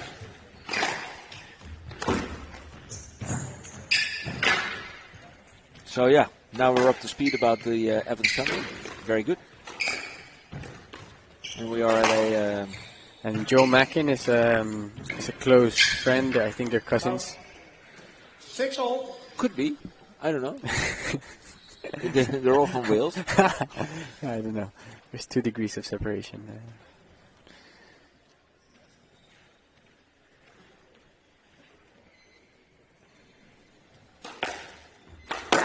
Oh, silly mistake.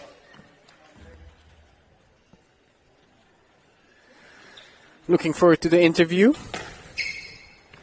Seeing what questions Omar will come up with. And I'm lucky. I was just talking in between matches with Omar about the interviews, and I said, well, everybody's always saying the same. We had a great match, thanks to the opponent. It was tight, it was tough, but I managed to get my win.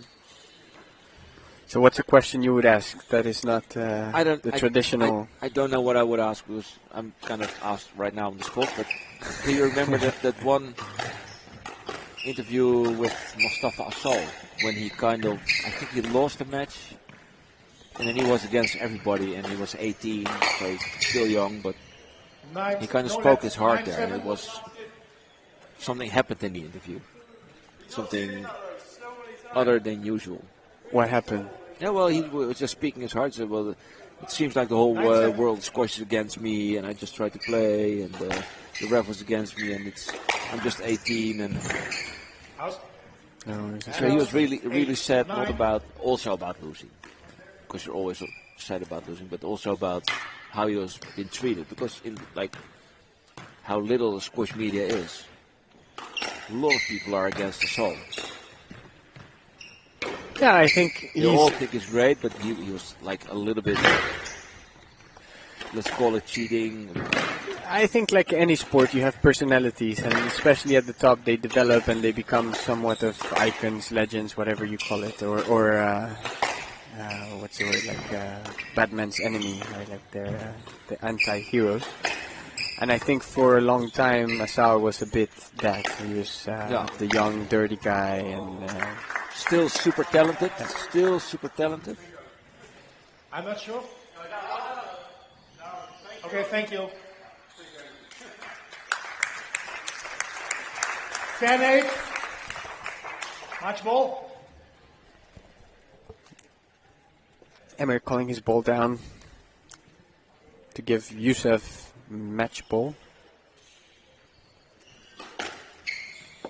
So if he makes this one, it will be 11-6, 11-7, 11-8. So I like the consistency there.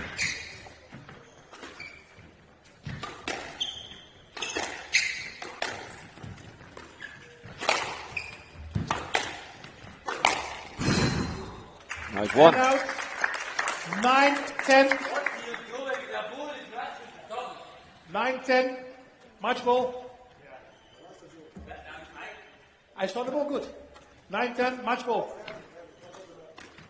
There's some aerobic going back and forth with Coach Omar. I have to say, I definitely missed if the ball was down. This one, I think the previous one was a clear down, but this one, yeah, this one it was too fast for the human eye to really see it.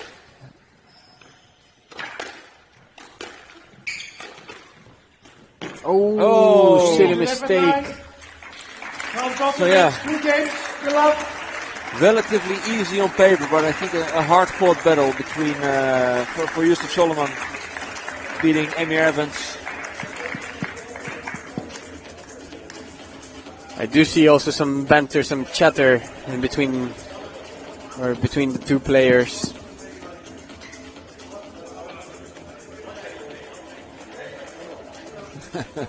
Lights went out, so I thought they had a power out again, but no.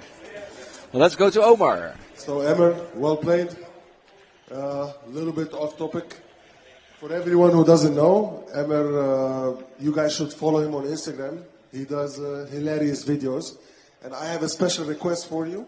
If you can do one reel about Dutch referees, I will give you the material. I think it will be a good opportunity for everyone to learn from it. Would you promise? How much you pay me? We can have this conversation later. So the first game, a little bit of a slow start, but then you kind of adjusted your game plan. Can you take me through it? Yeah, Yusuf's so good around the middle, but especially like he's got that low centre of gravity that anything's even a bit like below waist. He's so fast, plays at a fast pace. He's constantly moving you to one corner, so I had to use a lot of height because he's a lot faster than me around the middle. And the height was helping, but I felt then a few opportunities as at the front wasn't too great, but it's so hard. Even if you're up, like sometimes I was up 2 or 3 points, but it's why he's top 10 in the world, because the level, even if they're not playing well, the level constantly stays the same. So I have to go really high. So as soon as I drop, there is a big drop off. So, yeah. Well, I think you played really well. Hard luck, and a big round of applause for Emmer Evans.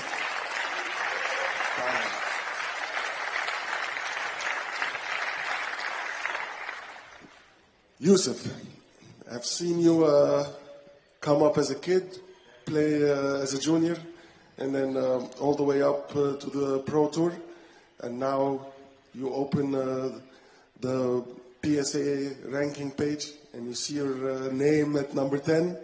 How does that feel? It feels great. Like it's been a good season for me. I feel I'm playing better. I feel I improved a lot. Just to see my picture in the top 10, it means a lot. I feel like it's a big achievement. Lots of effort going on just to see my face in the top 10. So I'm very happy. I'm very pleased with the way I'm playing and the way I'm performing so far.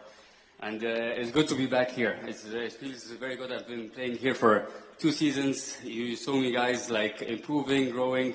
It's good to be here again, and hopefully we'll have a good season together.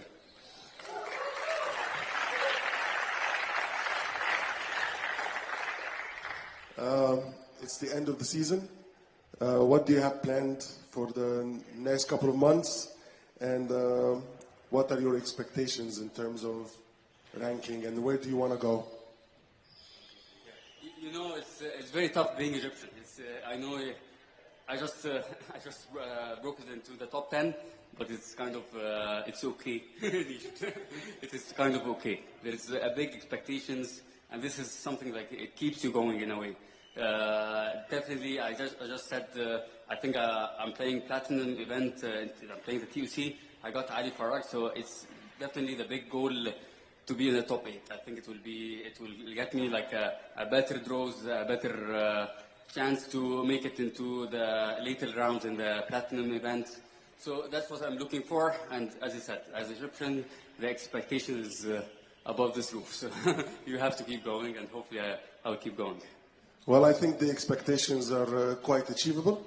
A big round of applause for Yusuf Soliman.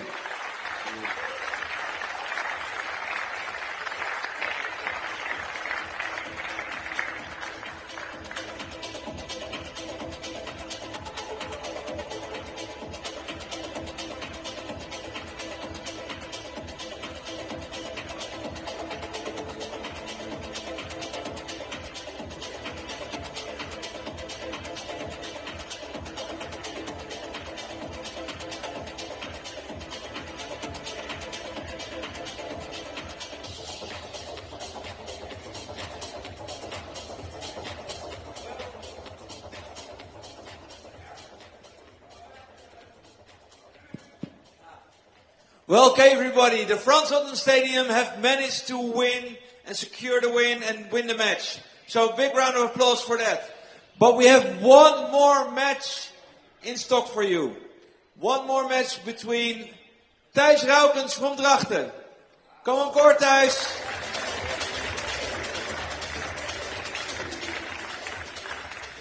And representing Frans Otten for the first time, Rui Suarez. Give him a hand and enjoy the last match.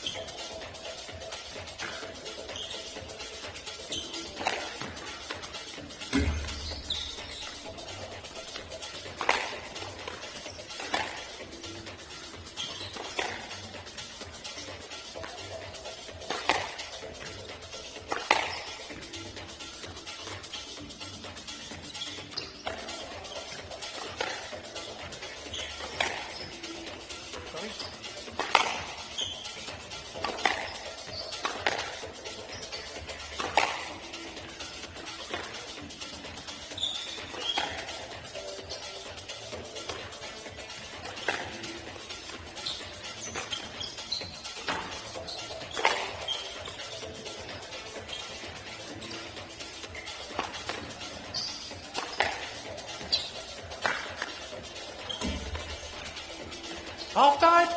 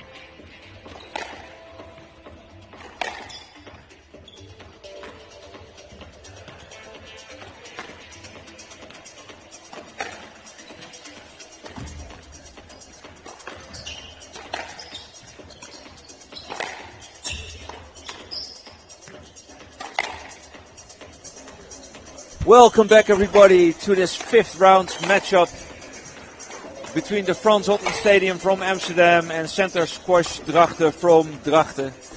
Now on court the number 2 tier between Rui Suarez from Portugal and Thijs Raukens from the Netherlands. And I'm very excited to announce my guest in the commentary box for this last match, world number 10, Yusuf Soliman. Hi. Yusuf, Yeah.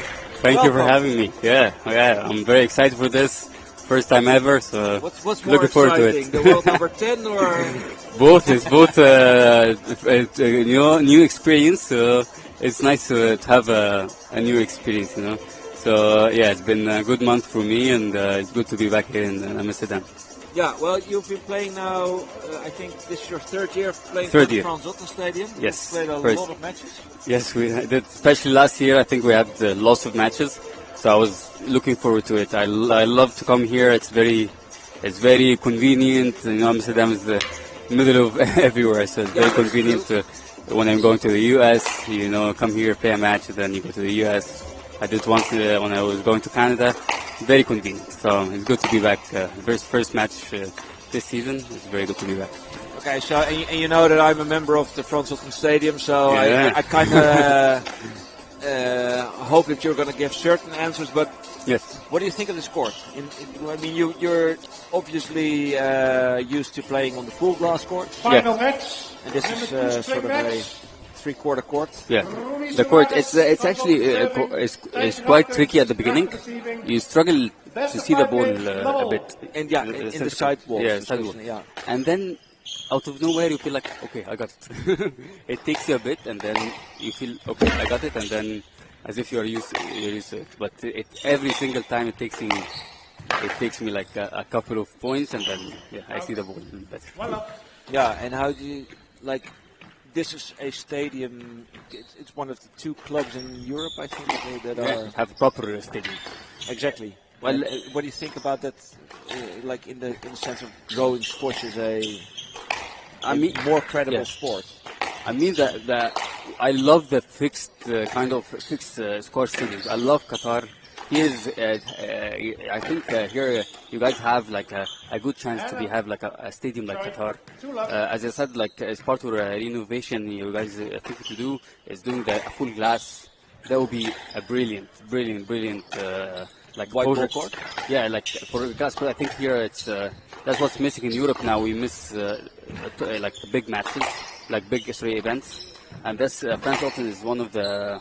It can get better. You know, you have the side courts. You have good seatings, good view for the court. It can get better than this, to be honest with you. So the location as well.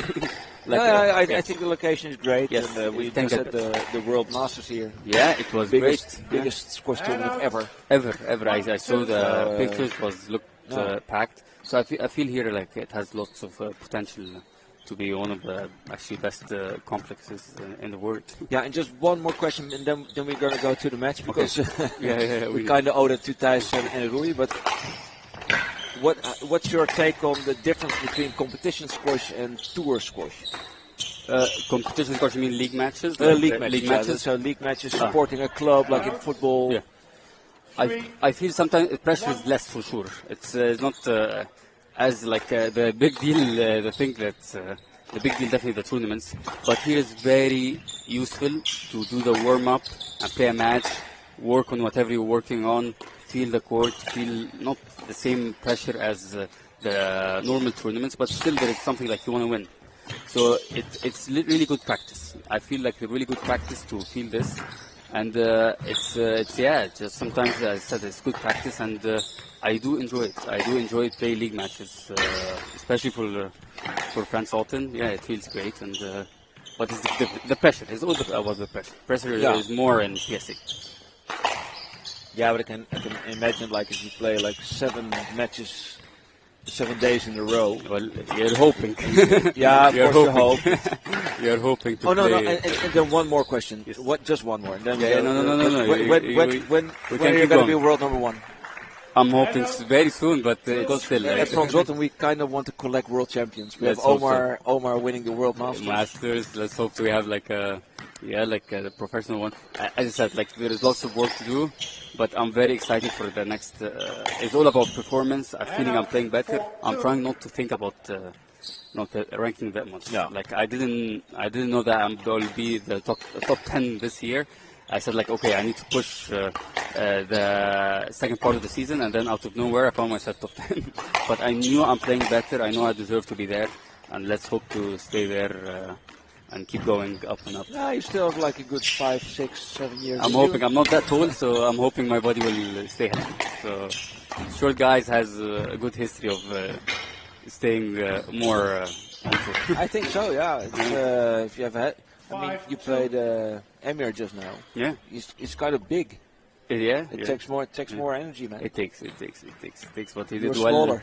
But he did well, and I think he's working well as well. He's about his ability. Like he knows his game very well. He used lots of height, which was very good.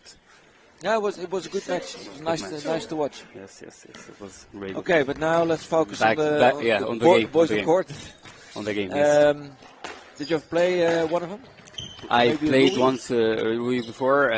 Rui, you know, you don't feel him. He can pick. He's tall. You do feel like he won't move well, but he kind of does. He does pick up the balls, and he knows his game very well, and he has a good reach as well, and he uses it very well. And Thijs, I used to play for Drachten.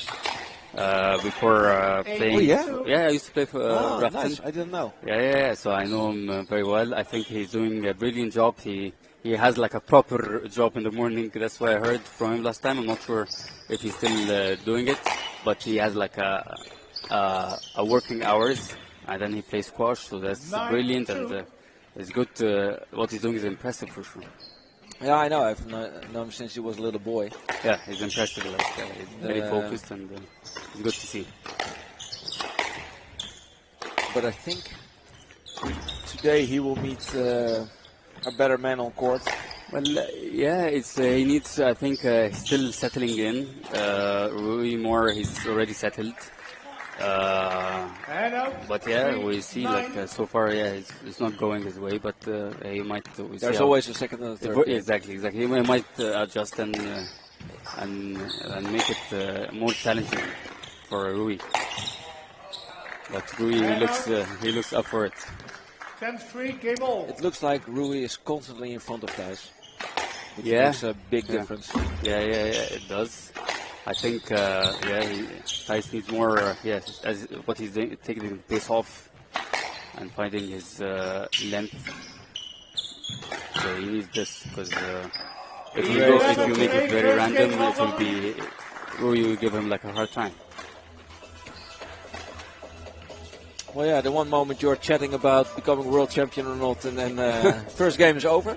Yeah. We always, I think with this court, you always should give players one game to get into it, like on a legal basis. Yeah. By law. Yeah, it's very tricky, as I said. Like, I think Rui he has no experience, so maybe he was better to settle in earlier. But we'll see how Thijs will respond. It's going to be tough, but I know him as he's from the north of Holland. We call it Friesland. Actually, their shirt, the shirt of Dracht is the Frisian flag. Wow, I didn't know that. They have their own language. Wow. We have a small country, but they're like a thing. Well, and they are. Okay, I don't know the exact English translation, but I would call it stubborn. Stubborn, yes. So it's a little bit stubborn. Okay. Just act normal, and there's no all the fancy stuff. No. Just do your job there, and so that can get him through this the second game, I hope. Yeah, well, stubbornness is good for our sport. Yeah, to be stubborn and kind of you keep trying to find a way to get back to the game. So. Oh, and talking about how the sport's improving, we of course became Olympic. You might be there. It's like your top age. I'm hoping for you as well. Yeah. But I also it's kind of off my radar. But I hear a lot of times that there's a lot of squash stuff happening in China. I think, but they don't have a chance to compete. I think they just want to be there. This is their future plan. And they are investing now in squash, which is good. It's Egyptian domination is. I think Egypt is producing great quality players. Yeah, but you need to be more diverse. It's not good for us as well. For as Egyptians. Funny you should say that, and that Thijs is on court. We are as Holland, we are sort of super world champion in ice skating. Wow. Like the 1,000 meter, the 10,000 meter, 5,000 meter. And they're all guys from Friesland, where Thijs comes from. Wow. But at one point in the Olympics, we won so many medals that everybody was saying, well, we kind of need to share our technology because otherwise we kill the sport. Exactly. And I kind of see that's happening in Egypt. And yes. So share. We try. Like as in anyone is more than welcome to stay in Egypt and get all the technology. Right now, wow, I didn't see this down. Wow. Right now, your team manager is in Egypt with a sort of squash holiday. Yeah. But I saw some pictures of a squash court actually be a squash club being outside. Yeah, they're playing in one of actually the biggest. Might be the biggest complex in Egypt. It's beautiful, man. It's beautiful, yes, and the weather is perfect for us. You can go finish a squash session. You can go be outdoors. It's fine. It's not like here, to be honest. Here it's quite tough to have the same kind of setup. No, you can't. Yeah, there's too much rain here. Yes, it's too much. So, but here's perfect. I'm seeing like Thijs is stepping it up now. So yeah, he adjusts himself to the court. Yeah, he's stepping it up now. By the way, Thijs, I think he played a Dutch final here one day. Okay, wow. So he lost, but he should know the court a little bit. Wow, oh, nice. Decent shot. 4-3. I think in the first game he missed some of the stubbornness. Yeah, I feel now like he's getting more his ball back. He's bothering Rui with his kills cross courts, and yeah, he's 5-3. He's been doing well in this game. Well, I think like I have a feeling like Rui will have a response to this game.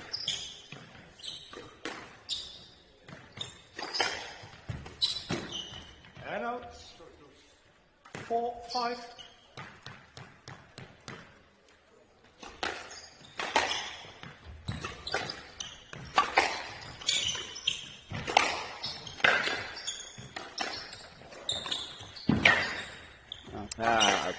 Wow.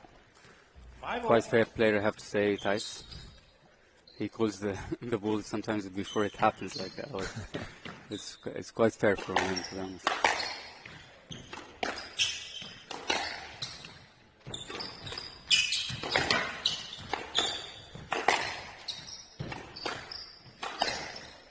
Decent. Decent rally, I think just it's more exciting game for sure. Yeah, and I think Thijs is showing less respect or less fear. Yeah, I think he's kind of he's settled now and he's fighting the winners on the court. So he's seeing the ball. You can see him like trying to twist and turn Rui. I think if he just controlled his errors, I think he can. Yeah, we can see like a good close match.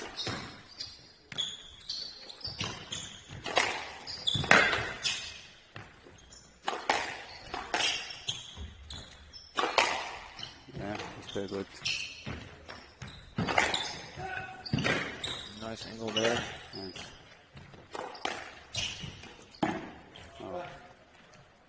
The stubbornness, that's good. As I said, he's being stubborn and staying with Rui. 6. Taking a cheeky lead even. Yes.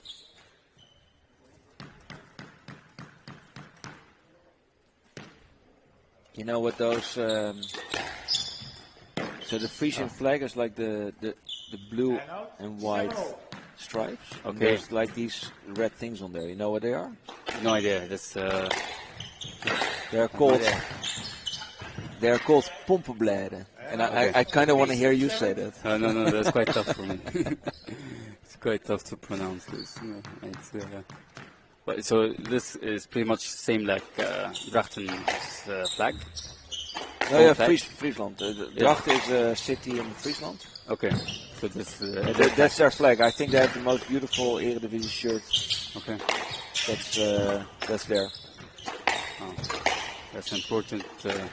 Aside from the beautiful red of Frans Otten, which is like my club. 9-7 on the left. Yeah, that's a good lead for Thijs. Oh, very good. Yeah. 2 points away from drawing a tying game. Yes. Against the number 56 in the world. big game. Oh, 10-7. Game ball.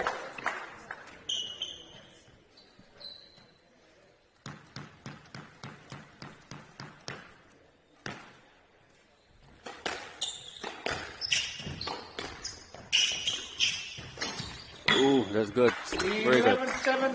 Decent game from Thijs, I have to say. Decent game. Scores 1 game all. I think Rui was throwing Thijs so much in front.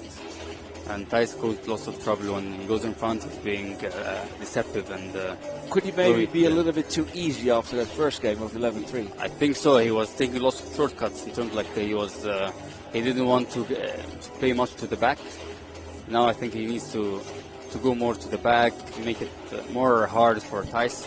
He's been throwing him in front too much, which is, I think, causing lots of trouble for Rui to read Thijs' shots. Yeah, it's interesting. I would have expected it based on world ranking, based on the score in the first game. Yeah. But as I said, like when sometimes you play like someone like Rui, so you don't have any pressure. It's good for you just to to throw fire winners from everywhere. This is you feel it. I feel it sometimes when I play like bronze events.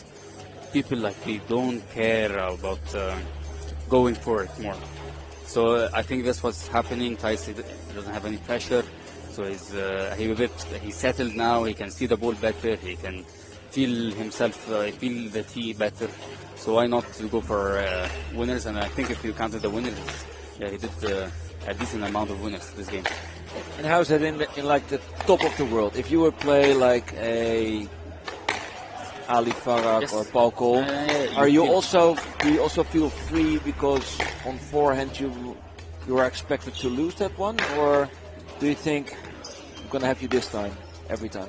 Well, it's more, yes, you feel like when you're playing Ali, you feel like you have to Scores 1 game all. you have to play, bring your A game, So I feel like when you go for shots, yes, you'll be more deliberate in a way.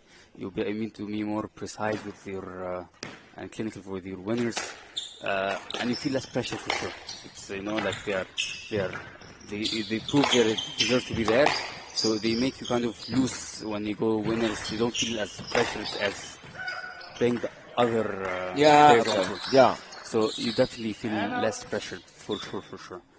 So you go more for shots. You feel like you are more.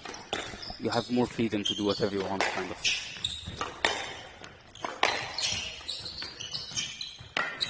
Out. And out. Again, easy way to the front. Yeah, and another error from Rui.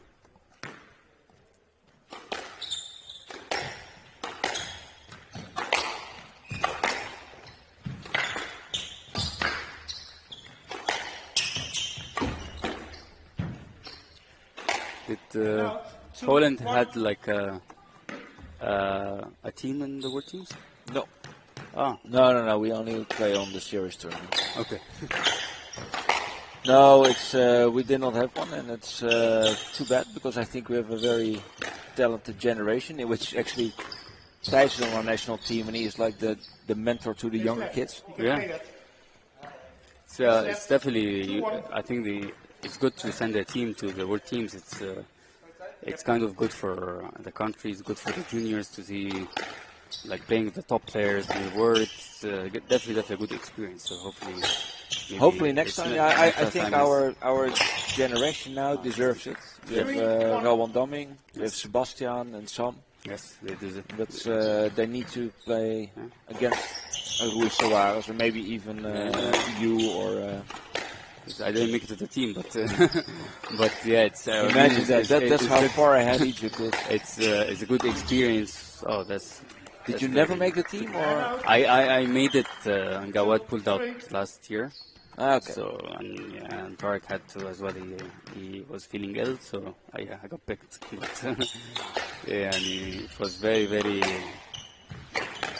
very tough this year as everyone was healthy. So yeah, I didn't make it.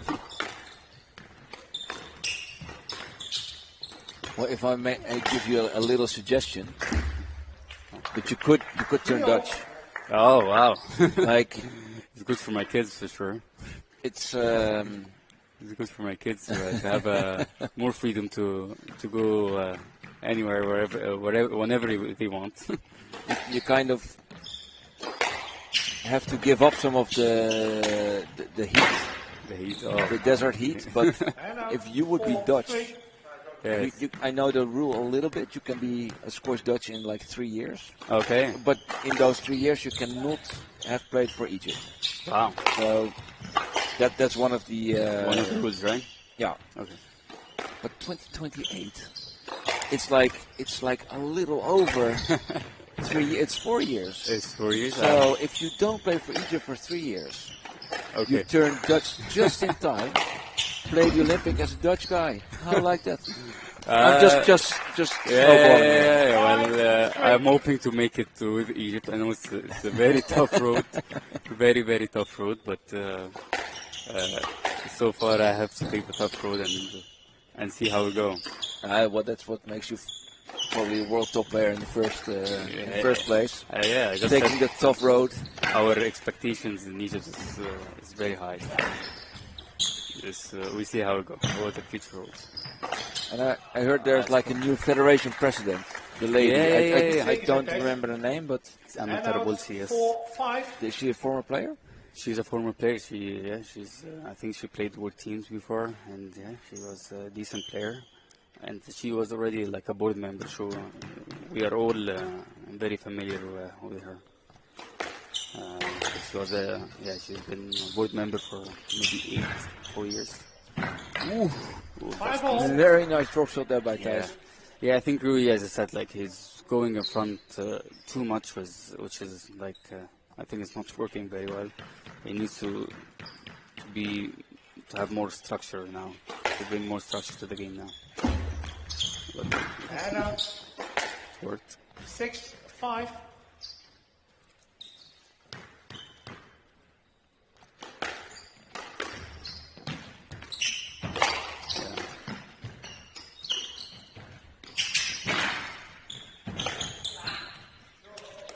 Shot. 7-5.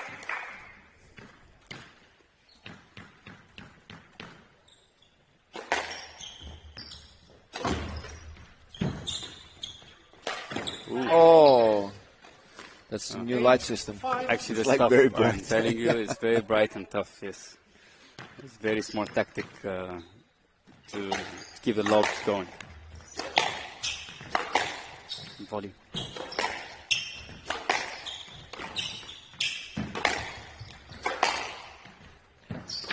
Yeah, I feel the match is quite random now. Lots of cross courts, lots of balls in the middle. Yeah. Yeah, that's quite random. It's like someone needs to. Yeah, like as I said, like 9-5. It's quite random. Maybe Thijs is feeling it. I have no idea, but it makes sense as the point's been very very random. 10-5. Gimble. Easy mistakes by Thijs this game. Yeah, he needs more structure. It's been quite random.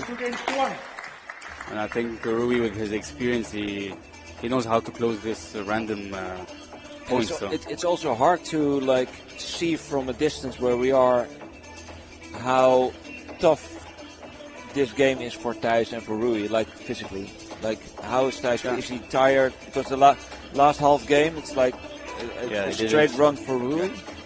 Yeah, but I mean, whenever you feel like there is no structure and the ball's in the middle with the post and drop and then cross-court kill. Lots of turning. There's lots of turning and no any structure. You know, like someone for sure will get tired. Like, you know, like this is, you do lots of explosive movements and lots of, you need to be prepared for anything that will happen. So it's a bit tricky. I think, structure squash, it makes you like last for longer for sure. I think Thijs, for sure he needs more structure squash, and then maybe you feel like you can last till the later points. Why did you ever started playing squash? When I started playing squash? Why? Why? Why? Why I was? We have our sports clubs in Egypt are massive. So my brother used to swim, and I had a friend of mine who said like he used to play squash. So yeah, I picked. I bought a racket, and when I went on court, I went crazy about it. So yeah, I got very excited. Every day I was getting very excited just to go there. 30 seconds. To go there and yeah, practice. I practiced with anyone. And then my mother said what this sport is. She had no idea about it. And then I told her like, you know, I like it. And then she started like, I had a coach. I started taking lessons, and then I got better. And then yeah, I was crazy about it. Like I stayed every day on court. Like it was just 3 courts, so it's quite busy. So I stayed the whole day there, just trying to sneak in 10 minutes, 15 minutes, 10 minutes there. And then I have like one proper session with a coach, and then I stay. I don't leave the squash complex. Nice. Yeah, not anymore, and I'm not that crazy about it anymore. It's kind of my job now, so it's kind of different. Still enjoying it.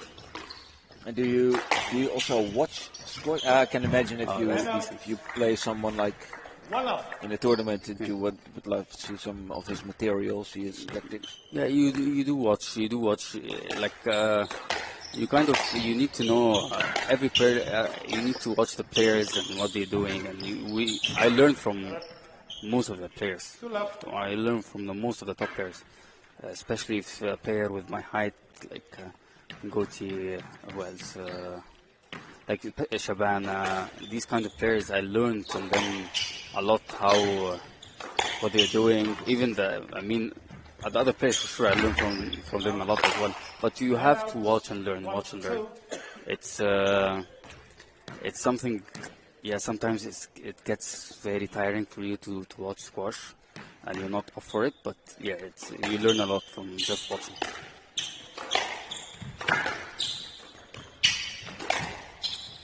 And who was your big hero? Shabana.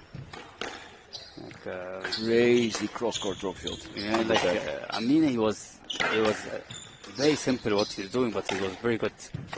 Like sometimes the SFC has his crazy shots, but it kind of spices it up. Also for a spectator, if you have like the full straight game and like the expected drop shots at the expected moments, it can get a little bit boring. If you have a guy like Shabana and Rami, definitely. Yeah, exactly. Like they give it, especially because Shabana was a lefty, so you kind of see it coming less. Yeah, it's very tough to play lefty. It's not familiar. Oh, nice boast. Would you call that an Australian boast?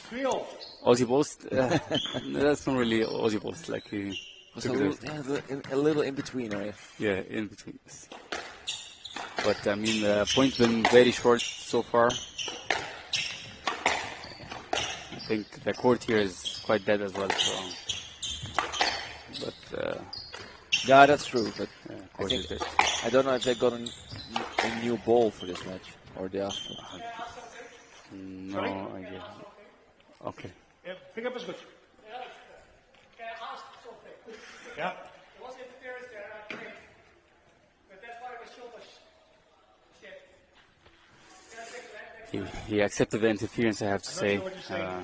I said he played through the interference. I know. He played through the interference. So, but when you accept the interference, it's, your chances is gone.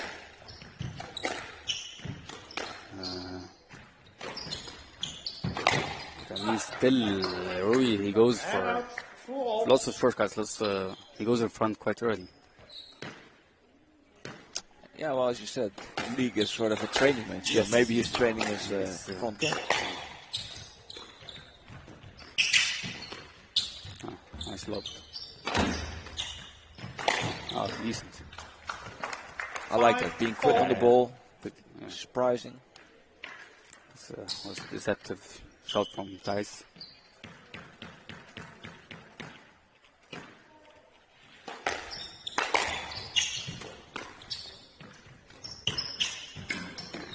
And out. 5-0. Real somehow needs to be longer, you know, like I feel for Thijs as well. He needs to find a way to make the rallies longer and test Ruiz, like his physicality is not being tested. I don't think any one of them, especially Ruiz, is not even tired yet, because the rally has been kind of short. Oh my God, that was crazy nice shot. That's decent shot. And out. 6-5. I think you're right. It's like they both go for the points. Yes, they go for it. Both of them, they go for it. Or miss. Yes. And I think Rui at this moment is more capable of retrieving tie shots than the other way around. Yeah, he has the experience, so he can close this kind of points. 7-5. But I mean, Thijs is being very deceptive, and yeah, he's been this trickle ball's been working very well for him.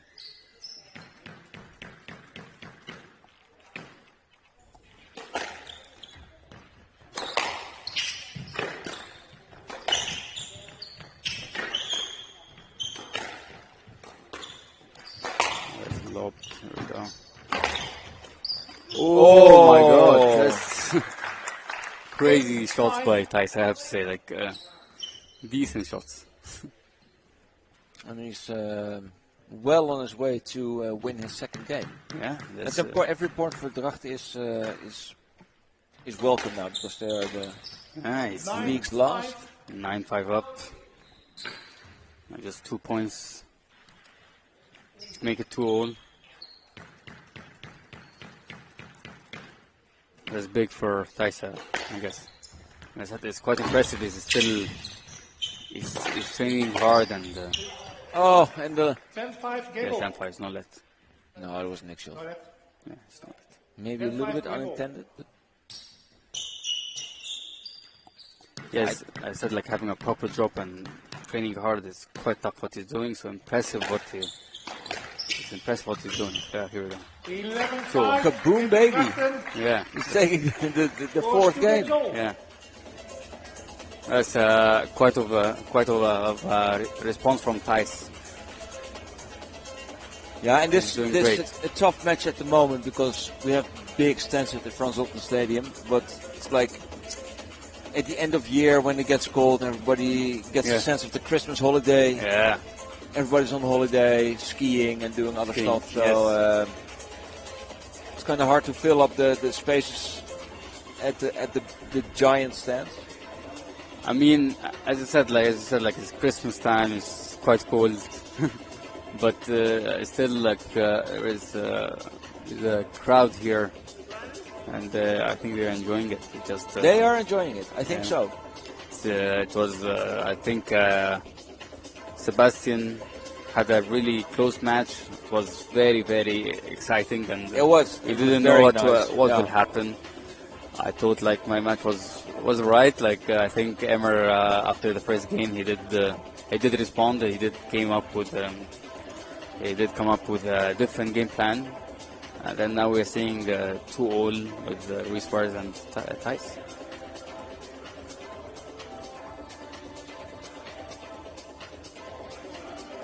Well, let's see what's going on the other courts. Yeah. I don't know if you followed that for a little bit, but I will take you to it. Yeah. So in the match between Squash Ridderkerk and Twente won 12-2. Mahesh Mangaonkar lost 3-1 to Simon Herbert. Okay, that's actually a close match. Meant to be close match. Yeah, and then Launjan Anyama beat René Meistrilov, not too unexpected. And Farkas Ballas beat Lucas Serm with 3-1. And then in the match between Squash Utrecht and Meersquash, and Meersquash is a direct competitor for Frans Otten Stadium. Wow. Meersquash beat Utrecht 12-2. Declan James beat Ben Smith 3-1. Sam Todd beat Roshan Barros 3-0. That's not too expected as well. Stan Al beat Hugo Varela.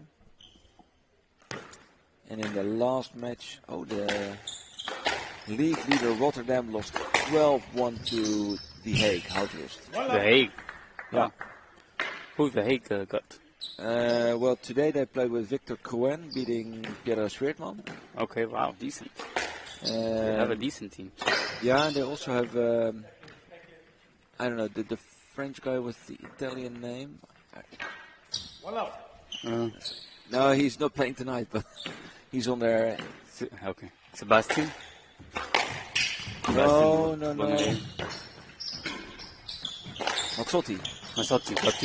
Baptiste Mazzotti. They have, and they have the Spaniards, very good. Okay, they have a very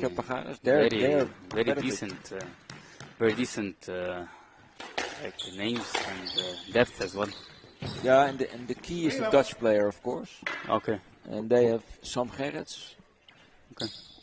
And we have Sebastian-Hofman. Sebastian almost beats Omar. the other day. Omar is. And Omar's a Dutch guy. Yeah, he's Dutch player. Only he kind of tore his calf. That's unfortunate. Did you see that Amr Shabana type yes, shot? Amr Shabana actually shot. Yes, that cross drop. He must have heard us. Yes. But yeah, Thij's been going for it. And 4-1. Okay. I think Rui, he needs to step it up now.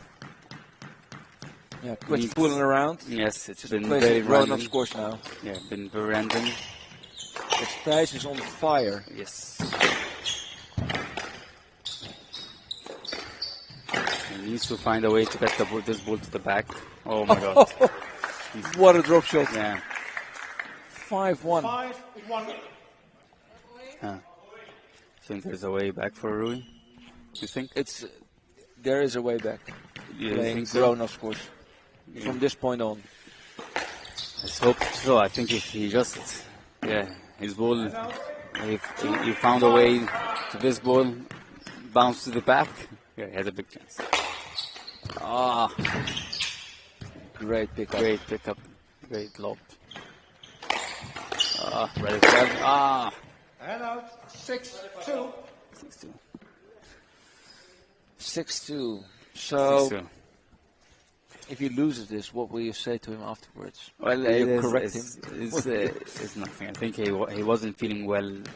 Actually, before coming here, he was just telling me he was in Madeira and he was feeling ill. And Thij's been doing great. So all credit to Thijs as well. Like he was up for it. He didn't. He did respond actually after this first game. Been firing winners. So nice one. That's crazy shot. And the court is now very dead. So how does the court get dead? Is it cold? Is it the cold and the conditions and as well it's more the conditions. The ball as well. They've been hitting the ball for a while now. So it gets softened up. And out 8-3. Yeah, I'm not saying that Rui coming back, but I'm hoping he proves me wrong. Yeah, he needs this body. He needs it's decent from Thijs, I have to say, but he needs to get the ball to the back. Yeah, I'm not seeing it. Still 2 points to turn it around? I'm not seeing a comeback from Rui. No, neither do I. But the good thing is, at least he won 2 games. Yes, I think it's good for the team. So it's 11 points instead of 12. Oh, these. What's this guy doing, man? 3 match ball. He's firing winners, to be honest with you, from anywhere now. That's what I was saying. Like, Thijs playing Rui, so there's no pressure. Why not going for it? It's that court, so he's being very, very tricky opponent today. But he gets one back. 4-10 match ball. And 1 down, 8 to go for Rui Suarez. Yeah. 5-10 match ball.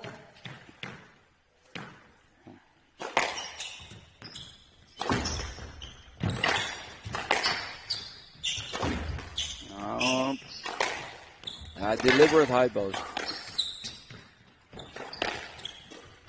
Oh! 11-5.